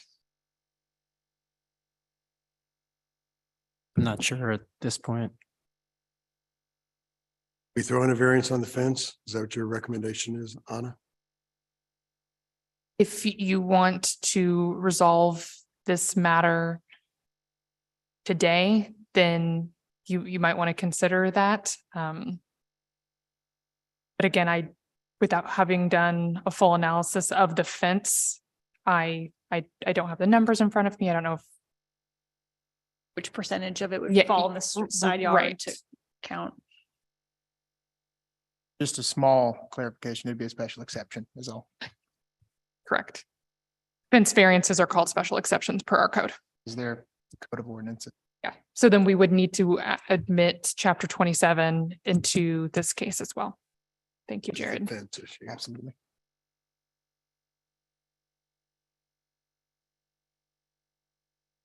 I guess I'm kind of leaning towards if that's the direction that you're planning to go with your design, I would rather kind of package this as one item as we look at the variance for the pool, address a special exception for a fence height, kind of for that safety and that project. So that means delay it a month? You just said? No, Is she ready to go? I thought Anna was, Anna, would you? I guess, have- yes. So from the ground to the top of this deck, do you know approximately how many feet that is? Not exactly, but I think it's just over 5 feet. Okay, so then you could do a variance for 11 feet. To take into account the height of the deck and the fence. Because it'd be 11 feet from the ground to the top of the fence, once the fence is installed on the deck. I say fence, I say railings. Well, yes, I guess that's. Yeah. That's a good clarification, because I think fence, I think of opaque. Yeah, fence. Railing, I think of. Yeah, I think transparent. fence, I think border of the house, the yard, which our neighborhood doesn't really care for those too much anyway. But the actual railing, the beautification of it and the way it's gonna look, that's all gonna blend in well. Especially with my house and the way it flows, because it's the exact dimensions on the corner of my house and it just runs completely back. So it's just the height, only thing I looked at was the height requirement was 48 inches. 4 feet. To have for the pool. And then just because of the privacy part, that's why I went to the 73-inch rails instead. Well, if it's a railing, so if it's privacy, Yeah, but it's a full reinforced railing, just like you would have on a normal deck. I'm just going higher. I was saying, you're For not gonna get any safety, more safety. privacy if you. Yeah, it's 48 inches. Safety. Yeah. Just trying to compare. If it was transparent, you're not getting more privacy by going taller. Okay. Do we think the 6 foot is necessary since you're already 5 feet over or above the So ground? is the concern that the height is going to be way too tall? So yeah, the typical is the 4 feet for a reason. Yeah. So anything above 4 feet is where Yeah. you come to get a special exception for your fence. And that's the only reason I would say special exception on that side is just because the privacy issue, just because the traffic on the street and my sidewalk is right there. And so on a lady's part, if they're laying out at the poolside, just privacy, that's the only reason that I thought about, the design and try to come up with the 73 inches and just be a little bit more private for it being a pool. So I just want to go back to this. When you say privacy and you're talking about a railing, Yes. is this like full wood slats that are 4 inches thick to help That's what I was, privacy? I meant to print it out. Our system was down yesterday, but That's fine. I was just trying to clarify because when you're it talking about, looks just like this. okay, I would say that's a opaque fence. Then you have to send me that picture Yeah, now. so- Okay. Okay, thank you for that clarification. That makes more sense of the privacy component. What was it? I didn't. Oh, I see. It's just Okay. it's a solid wood. That's it Yeah. there. Yeah. Okay. With 1 inch spacings. With 1 inch spaces. I was in thinking between. opposite, like Was more I? transparent. That's just the new design of rails that came out. And I think it looks really, really good. And Elward, we're gonna admit that exhibit as Yes, number 10. I'll email it to Anna right now. I guess, so when I was thinking of the height initially, I was thinking it was more transparent. So I was having less of an issue with the height, but if you're already 5 feet off the ground and then another 6 feet on top of that with a solid piece, that just seems all in my mind, but maybe it's a non-issue for everyone else. I'm just having trouble picturing it, but it seems like 11 feet from the street is going to be like Yeah, I could see where you're getting at as far as that far corner. That's Yes. how it would look from the street, that it could look high. But then in the actual dimensions, the way it would look looking down upon it or any side view from the other side is on ground level. So it's not, that's the only point in the way it just, the hard slope of my yard on that corner is the reason that it's carrying up. Are there any additional plantings or anything adjacent to this kind of retaining wall that you said you put by the deck? See the bottom part, the retaining wall that wraps all the way underneath and around. And in the front of that, yes, I'm going to level it out rock style just like this. And then I'm going to plant the straight up and down, not evergreens, but they're the Arborvitae? yes. Thank you. So I plan on putting 5 to 6 of those right in front of the deck, just for beautification, just the way it looks from the street. And it kind of matches the appeal of the rest of my house. I have trees, they're all boxed in with the rock. So it's going to look amazing. So on that aspect with the height, it's going to take away that with the trees that I'm going to plant right in front of it. So it's all going to be rock bedded in. Kind of have the rock on the side here. It's going to carry out in front of it into a bed, and then the trees will be right in front of it.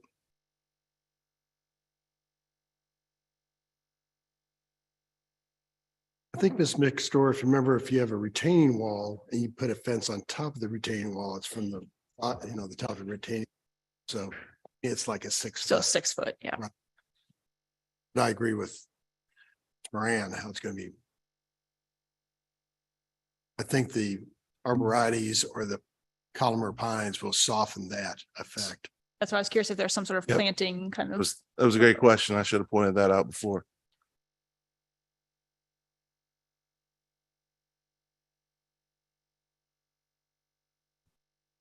I'd offer a motion. Perfect.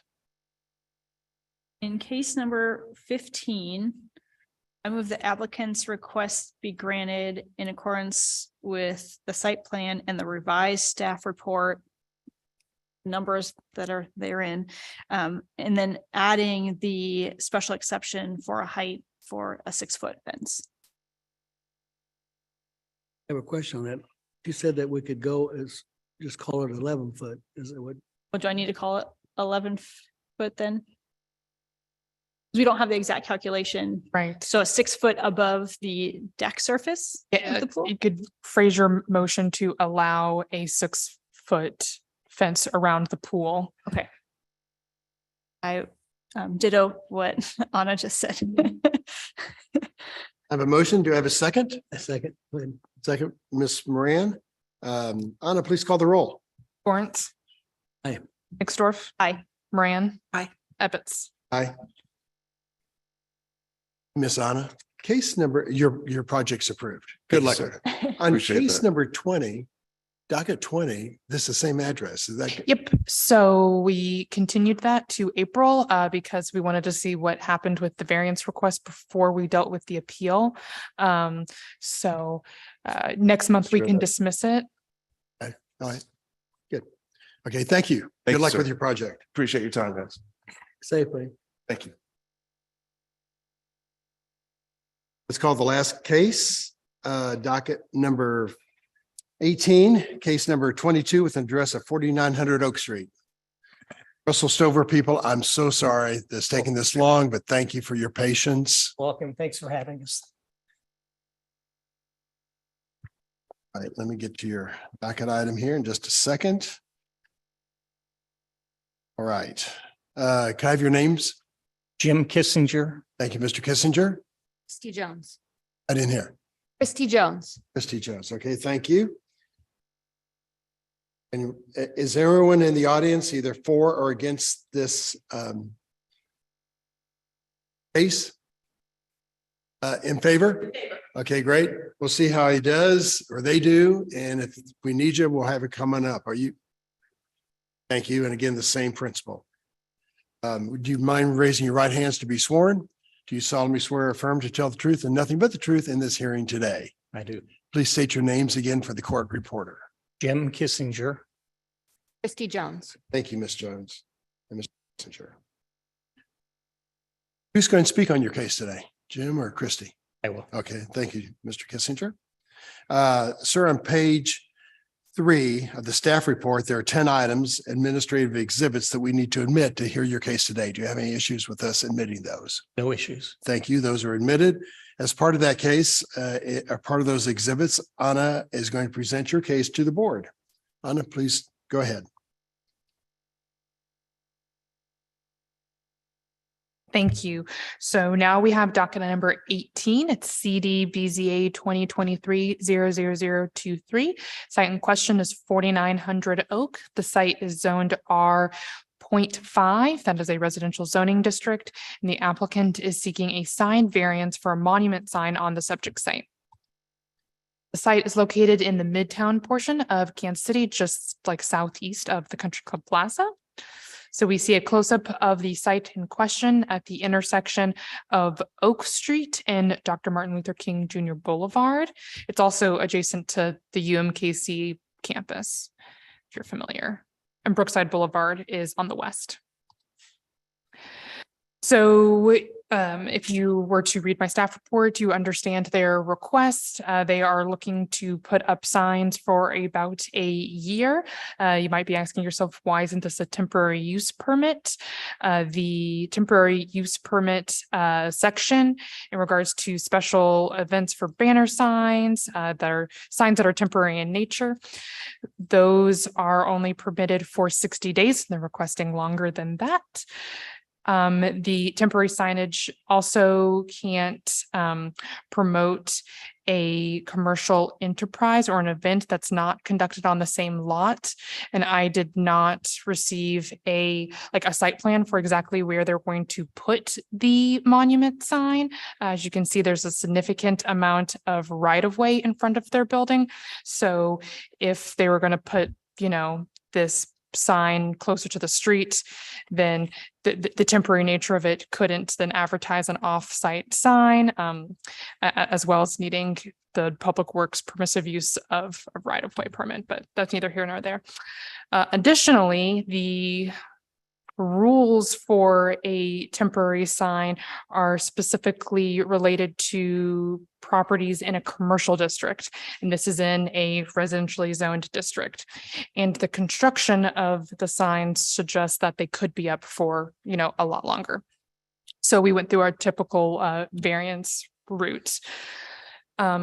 Also in their package, they submitted lots of different types of signs. Several of the signs are not applicable for a variance. We have wall sign 1, 2, and 3 of the applicant materials, which shows the ribbon and lots of text related to the request.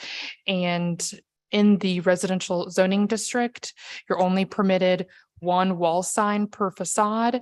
The property has already received a variance for the wall sign on that existing facade. So another commercial sign can't be cited on the subject site.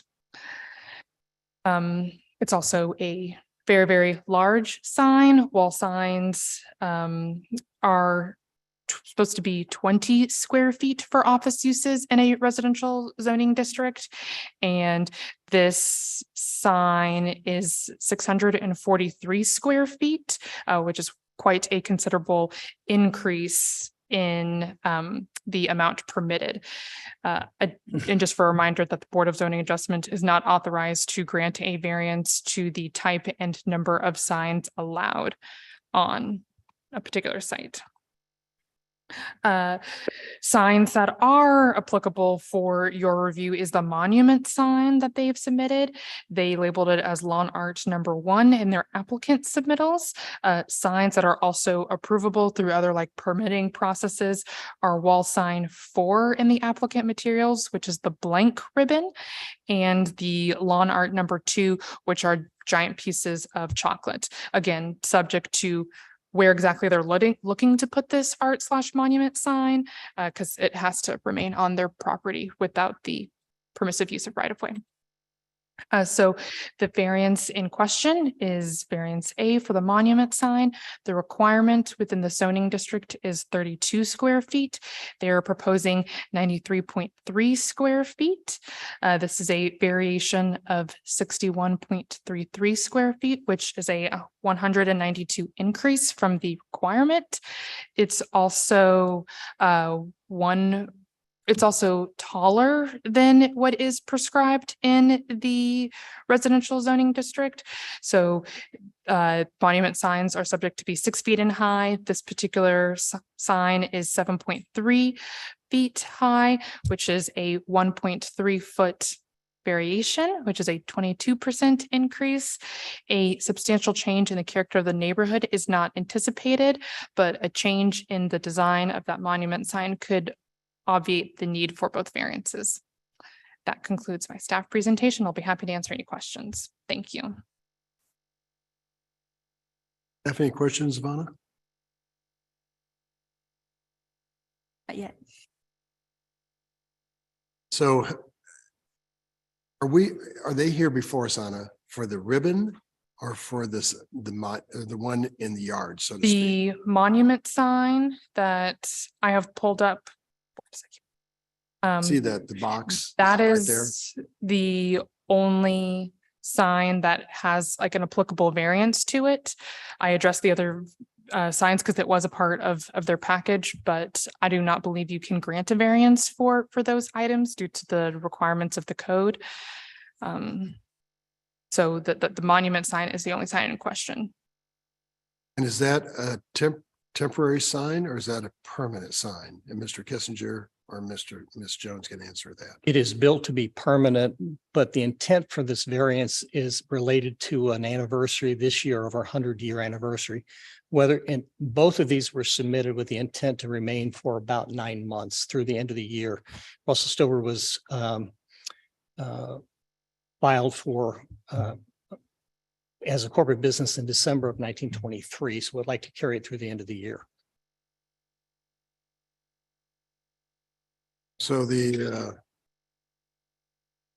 sure you see the screen that I'm looking at, but the one with the box of chocolates, the guy standing next to it looks like to be 7 or 8 feet tall. That will be a temporary sign or temporary monument sign that will go away after 1.5 years. Yes. Not even. I say 1.5 years, but something like So at some point in time, yes. yes. Well, some point in Well, time, less than. So the ribbon also is intended, that's not here's the material for it. That is not a long-term signage material. I understand, I think I understand the variance. I don't do this for a living like you do, but ribbon on, that's an iconic bow and a ribbon on a building that people associate with Russell Stover. But in the absence of some memorial language on it, like celebrating 100 years, it doesn't really mean much. So if I could, if it's permissible, let me try to describe what we're trying to do. We've been in Kansas City for over 90 years. Russell and Clara Stover moved to the city, built the business, made it national. It's iconic. We're celebrating our 100-year anniversary this year. Less than 0.5% of all businesses in the United States ever reach that milestone.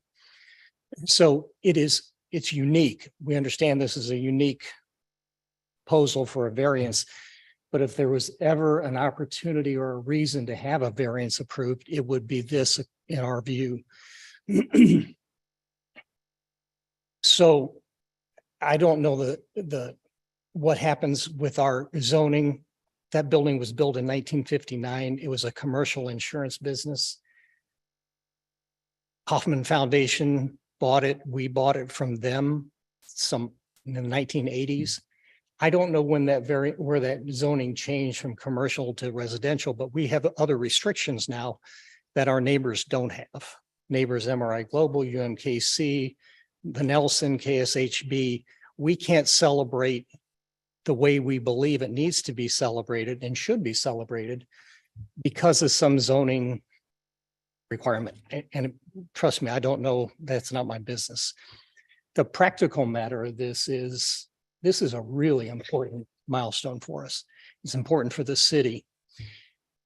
100 years, we have a full activation plan, including kicking off, there's time is of the essence of this for this as well, because we're kicking off our celebration in April with a national event at the Kauffman Center, where we'll be setting a global record. I can't go much more into it than that, but it will bring attention to the city, a huge event, and then we follow that up throughout the year. So this is one element of a national launch. It will bring a lot of attention. We're going to be on all the news in New York City and the morning shows that bring attention to Kansas City. This is a good thing, and we're just trying to get some support for it. You asked earlier in some of the other events about neighborhood support. I've talked personally to everybody I know at UMKC, the chancellor, vice chancellors, the deans at MRI Global, at the Nelson, KSHB, the Fountain View Apartments across the street, Pizza 51, our neighbors, every adjacent and neighboring business and organization I could find. And they are unanimously in support of what we're asking the zoning Board of Zoning Adjustment to approve. It makes sense. And if there's a way to find our way through to approve it, I don't know the rules about wording on a banner. A banner by itself just doesn't make a lot of sense. It's like hanging a flag outside without any denotation of what that flag is or what it means. So we would ask that this is a temporary variance, that we get some approval, some permission, some flexibility by the board to do something that only comes around literally once every 100 years. We're not going to be here 100 years from now to come back and ask for it again for a bicentennial. Maybe some of you will, but I'm sure I won't. That's how rare this is. And I know it's a rare exception, but this is really important to us. This do no harm. We're not harming anyone. I doubt that it could be viewed as an exception or setting some precedent, because if it came about that some commercial business was in a residentially zoned area and celebrating 100 years, that's pretty darn rare. So we have to explore what we do about trying to get our plot rezoned. But I will tell you, if you look next door, if you go to that site map again, next door, there is a 100-foot sign that for the streetcar and UMKC all along where they're building it, right next to our building, runs the entire span, longer than what we're asking for a bow. And I don't know what that lot is. Is it commercial? Is it construction? Is it zone residential? But there is a sign bigger than what we're asking for. So for us, we're just trying to make some sense, some logic to it. I don't know how we get there, how we bridge that gap, but this is for us. We never ask anything of the city. We're a great employer. We've been here nearly 100 years ourselves. And the frustrating thing is for us, we're trying to do the right thing for the city and our employees and our neighbors. In 20 years, MRI Global will have their 100th anniversary. They will not have to do this. UMKC in 10 years has their 100 years. They won't have to do this. Nelson in 10 years will not have to do this. All celebrating 100 years in 10 or 20 years. We have to do that. I know that's kind of what we're fit with, but we need some help. Is the sign going to be lighted? The box of chocolate sign? No. Is it? Light. Might be a spotlight shining upon Yeah, it, but not it's interior, material, not no. interior illumination. And where do you think on the, I drive by there all the time. Where do you think that's going to be on the property, sir? Well, I think we're flexible with it because it was intended to be on the What's your corner, intent? so you can see it from the forest. If that's an issue, we'll move it back closer to our building. We frankly would like to have some people stop by and have that be a photo event, stand next to it, because you don't see a huge box of chocolate. Well, you do see them in the stores. We have big boxes of chocolate you can. So more yourself, towards the but- Oak side, sir, or more towards Brookside Boulevard side? Boulevard side, yes. Yeah. Boulevard side. Okay, Boulevard side. So we can move this. We have some, it's intended to be right on the corner. We can move it if it makes more sense. I'm not asking you to move. I just want to know about how big, We're where flexible you're and we're- thinking it's going to be. And on the ribbon sign, we have no, that's not before us today. The blank ribbon is approvable. They're wanting the ribbon with the text on it. Right.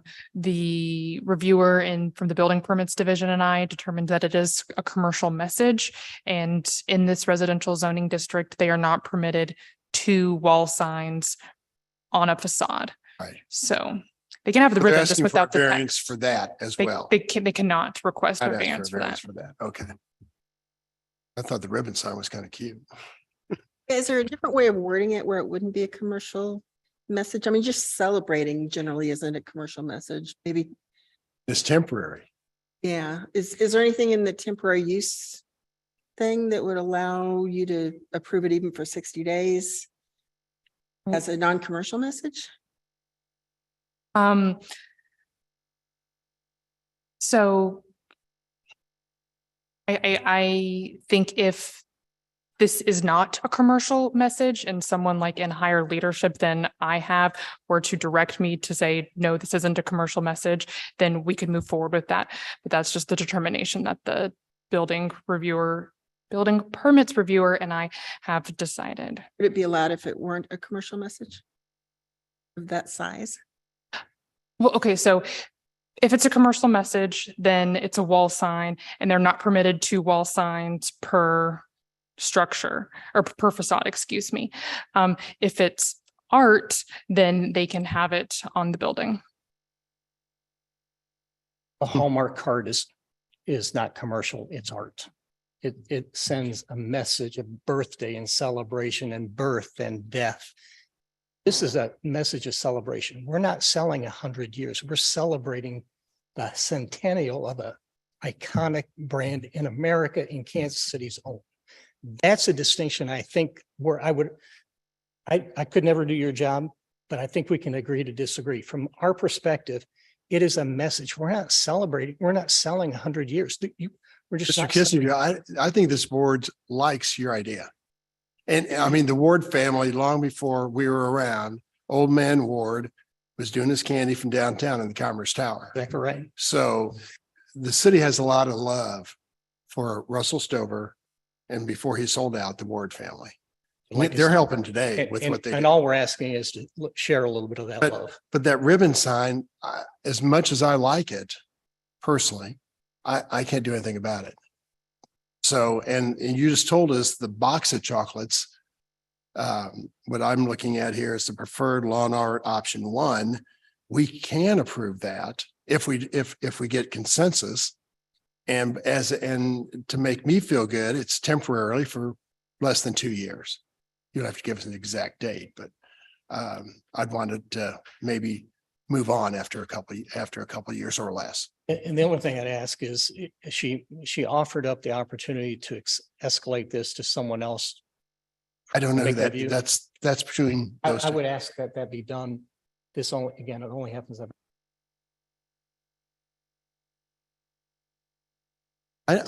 On your first wall sign, I was on this committee and I think, Randy, what were you here? Wasn't here for that When meeting, I think. maybe Maggie was a city attorney, but I recall with Miss Otto, you had that corner Russell Stover logo, and I think you wanted one on the other side. I'm not sure we gave that one to you, but be that as it may, I mean, this is iconic. You're right. 100-year anniversary is special. So, but I can't control that. Do we that get any ribbon. credit with the fact that we didn't even have a sign on the building until 2018? There was no signage at all. So maybe we make up some ground, but listen, rules are made to be broken in some fashion. Can you help us break a rule? Find a way to do this. It's not us. We are asked by the city on a regular basis to do things, and we have never declined once, not once in our history. And how many jobs we create. You ask why we're here. We create jobs. We just spent $7 million reinvesting in that same building for our employees. It's a fantastic place. And yet help us figure out how to do this. Can the board make a recommendation for Anna to take to her superior? I think she's heard that today. And our board doesn't usually provide recommendations. We We- either vote or Either approve it or we deny. don't, Yeah. but maybe you visit to the 28th floor and speak with Mayor Q and see what his thoughts are too. So We have sent letters to the mayor. We've sent letters Sometimes to a all of our knock on council the door members, is good to too. the city manager. Yeah. And yet we sit here today I know. after So- all day sitting. Well, here. you might also contact whoever your council member is. I don't know if that's still the fourth district. I have talked with Council Member Shields' office and Okay, Council Member Jesus. Bunch's office. We have sent letters. Every single neighbor has signed a letter in support for us. We sent messages to the mayor, to the city manager. And yet we sit here. Well, you're sitting here for this, the box of chocolate sign, not the. I ribbons. understand that, but no, I would say it different. I would say we're sitting here for the ribbon, but with a message. I understand the city's, the staff's position on it, and I don't want this to be difficult, but we don't ask for anything. Nothing. We helped the city get MLK renamed. We worked with the city on the issue that was raised about renaming Oak Street when they wanted to rename that Volker. We worked with them on that topic with the Parks Department. I sat with the Parks Department. Every single thing that the city has asked us, we've done. And yet we ask one thing in return at 100 years. I have a hard time explaining that. I really do. I have a question for you, Anna. Mm-hmm. So if there's something about like 30 or 60 to 90 days for temporary signage, Mhm. it's already March, so we're 3 months into the year. So could they get a temporary permit for the text for another 3 months? It essentially gets them over halfway through the year to have that celebrating 100-year signage if we approve just the ribbon. You're asking, can you approve just the text to be up for 60 days?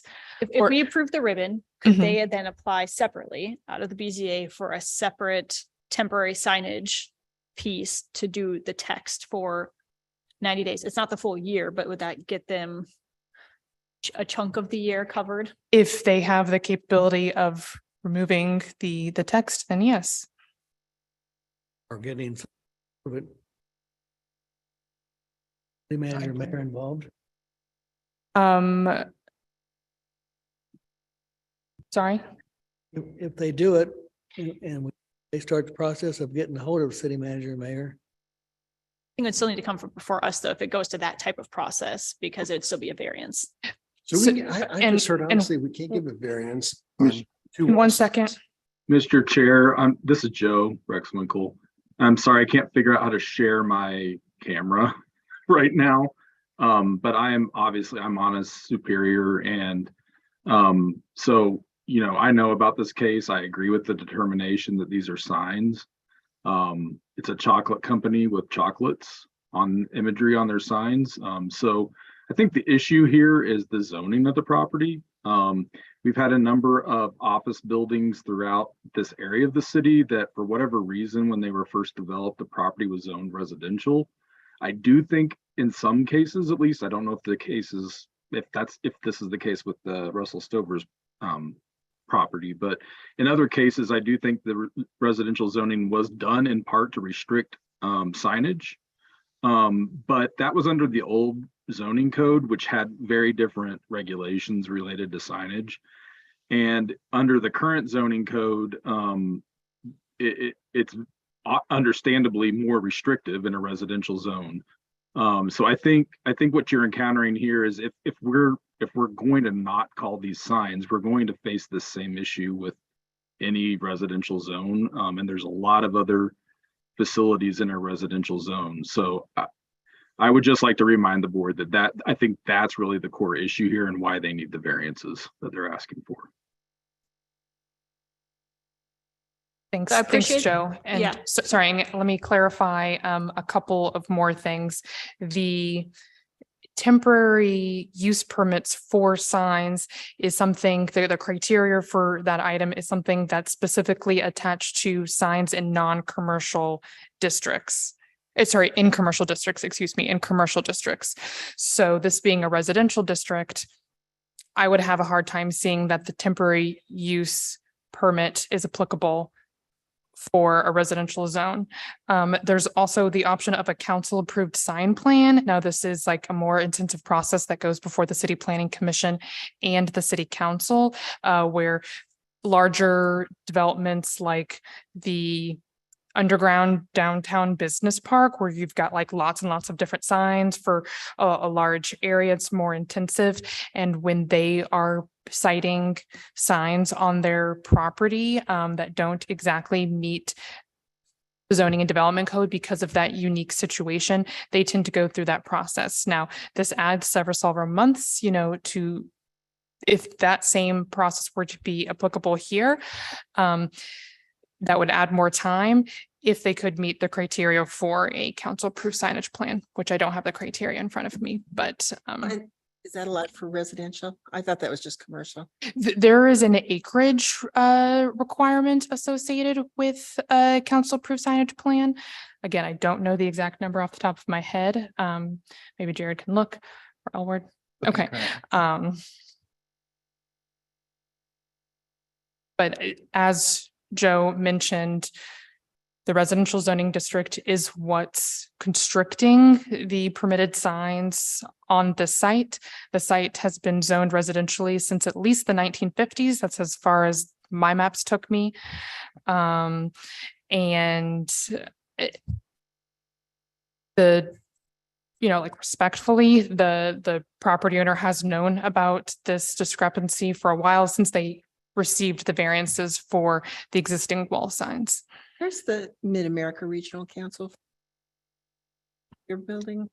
6th and Broadway. Council? They're in the downtown core, like on Broadway, They're at right 6th and before. Broadway. Oh, okay, they used to be along here. Hoffman Foundation is right across the street from it, and so is the Anita B. Gorman Conservation Okay, Center. years ago, I asked why these buildings were zoned residential, and there was some reason they wanted to keep the residential zoning. I don't. Back in the 1950s, there was special allowances for specific office buildings with specific uses tied to them to be cited in residential zoning districts. And yet we're the only one in that neighborhood zone that way. And apartment complexes on Annual Cleaver are residential living spaces, zone commercial, hanging banners and signs, multiple signs, things that we can't do, but they can advertise for apartments being open. It frankly makes no sense to us. Yeah, you It probably really ought to get it rezoned, but that's not us, so. I understand, but it's hard for someone who doesn't do this for a living to navigate what are well-intentioned regulations. And yet we can't get this done. Yeah, and I think I was just asking of staff that, could you work with the wording to make it non-commercial? And I don't know if it would be allowed then.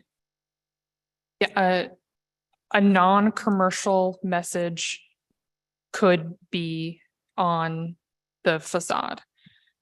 So maybe you But can work with them. Through the and- definition of a commercial message in the zoning and development code, permits review staff and I determined that like any attention being brought towards a businesses that make a profit, that's a commercial message. And that's how we came to that determination. Okay, so it sounds like you're saying no, even if they And- said, and hi, we're here, it would still be a commercial message because it calls attention to the. I think in my review of the code, I believe so. And same with permits. Now, a council person hasn't approached me. My director hasn't approached me about my interpretation of a commercial message. I'm open to that from leadership. The council members have said they can't approach you because of the independence between Board of Adjustment and their roles. The ribbon's allowed regardless. We don't need to approve the ribbon. Blank ribbon is allowed. And can you help me understand the difference between the blank ribbon being a sign and the blank, and the ribbon with wording also being a different kind of sign? The ribbon with text is a sign. The ribbon without the message is art. Now, you still might be subject to some sort of permits to like physically attach it to the building, but it's not considered a sign for the zoning and development code. So while I'm sympathetic, I just don't think we can deal with that issue. Because we're subject to the limits that are put on us by the council. So I understand it and we appreciate it. I would ask if there's any way that you can help think our way through other avenues to pursue. Because time is really important for us right now. 100 years. Is that sign going to say celebrating 100 years? We would like it to say celebrating 100 years, but that's not. You mean the monument sign? The sign that's before us, the monument sign? No. That could be added. Put the sign up and put the celebrating 100 years later. At a different commercial A different- requirement then? Are we talking about the monument The sign? monument sign, yes. If the monument sign had the celebrating 100 years on it, would that be an issue? No. You are approving the size variance for the monument sign. The commercial message inside the monument sign is, not up for debate. Okay. I tell you, I was bringing that same box of chocolates here today. Russell Silver's 33 piece. We talked about that, Stan. Bringing that box here and we said, oh, maybe not. Also taking your chocolates, still in Spain. Well, we brought chocolates, but it was contingent upon getting the film. You're funny. You're funny. So sorry. I know, I feel like our hands are kind of tied on some of that if this is the way that some of that goes. I'm personally okay if we're looking at this as a temporary situation for the big monument sign. I have no issue with that. I do think that the text would be a nice addition to the ribbon, but it sounds like that's out of our purview, so that is neither here nor there.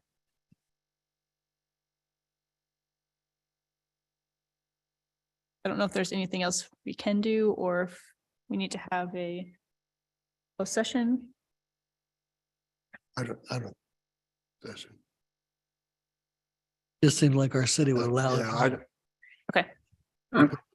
This is Joe. Again, I think when 2011, when we adopted the new zoning code, in my professional opinion of it is that the sign ordinance didn't really take these R0.5 properties that have office buildings into account. And it assumed that the uses in the R0.5 districts were always going to be residential.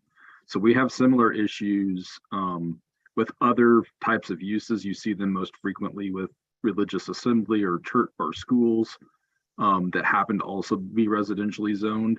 And in my opinion, I mean, at some point the sign code needs to be changed probably to accommodate the fact that there are businesses in residential zones that have these needs, and or our temporary use permit ordinance needs to be changed to give staff the flexibility to allow signs for a longer period of time. But as Anna has said, we have, and some of you have said, we have what we have. And so I guess the question is just if they have a practical difficulty or a hardship.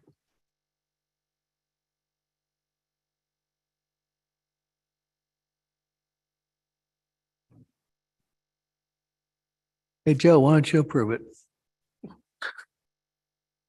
Joe, did you hear that? Ruxwinkle? Yeah, I heard that, but my concern with that is that we have a number of requests, like I mentioned, from other types of uses that are zoned this way that want to do things where the line, we've drawn the line, as a department in terms of our interpretation of the definition of sign. And I agree with Anna's interpretation. And I think approving the package proposed here would be crossing that line. And I would not be able to do that. But I do think you guys have asked Anna and I think the applicant if we could work together. I think board member Moran suggested, could we work together to remove aspects of the signage that technically make it not a sign by definition? And I think we can do that. So if the applicant is willing to continue this case to allow us to have that conversation, that's also fine too. Like time is kind of of the essence as well as what you're getting at. So Well, we have a national meeting in April. you said, yeah. So it would have to be relatively quick because we take time to create this ribbon. what? So I don't know what the timing is, if it has to wait another month. That's No, fine. I think that it would just be a meeting with me and Anna and you or whomever you would like to invite. And we'll just work through each sign to make sure it does not meet the definition of a sign. And I think we can probably get there because you're not that far over the line with a lot of these, in my opinion. So we can probably get there and we can probably schedule a meeting yet this week. Well, I think we should go ahead and approve the monument I do sign, too. because That that way gets he's them going got on that. his Then you guys can meet all you want and try to work out the other ribbon sign. signs. So if it's determined not to be a sign, we can install if you put ampersands all through it, it's determined not to be a sign, we can hang the ribbon, provided we've had this conversation, it's cleared with staff. That's right. Is that correct? You live in Kansas City, Mr. Kissinger? Do.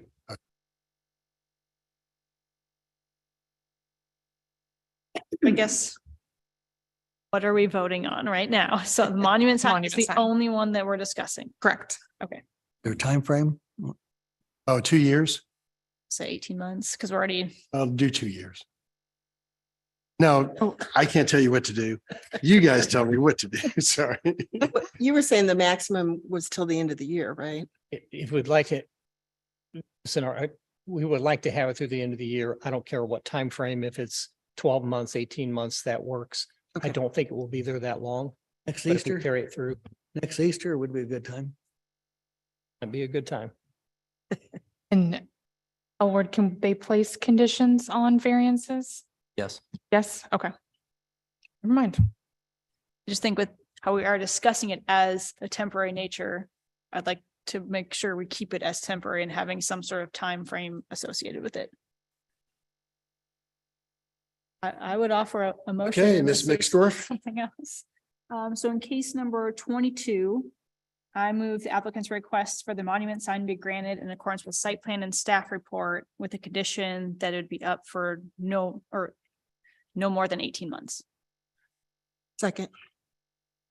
Anna, please call the roll. Gorntz, Aye. Mixdorf. Aye. Moran. Aye. Ebbets. Before I say my vote, I'd like to thank Russell Stover for all you do for Kansas City. I really do. And Evans votes I do. aye. The motion passes. Good luck with your sign and good luck with the ribbon. Great. Thank you. Congratulations on 100 years. Jeez. Yeah, we're glad you guys are here. Yeah. Okay. With that, this meeting is adjourned till April 11, 2023. Thank you.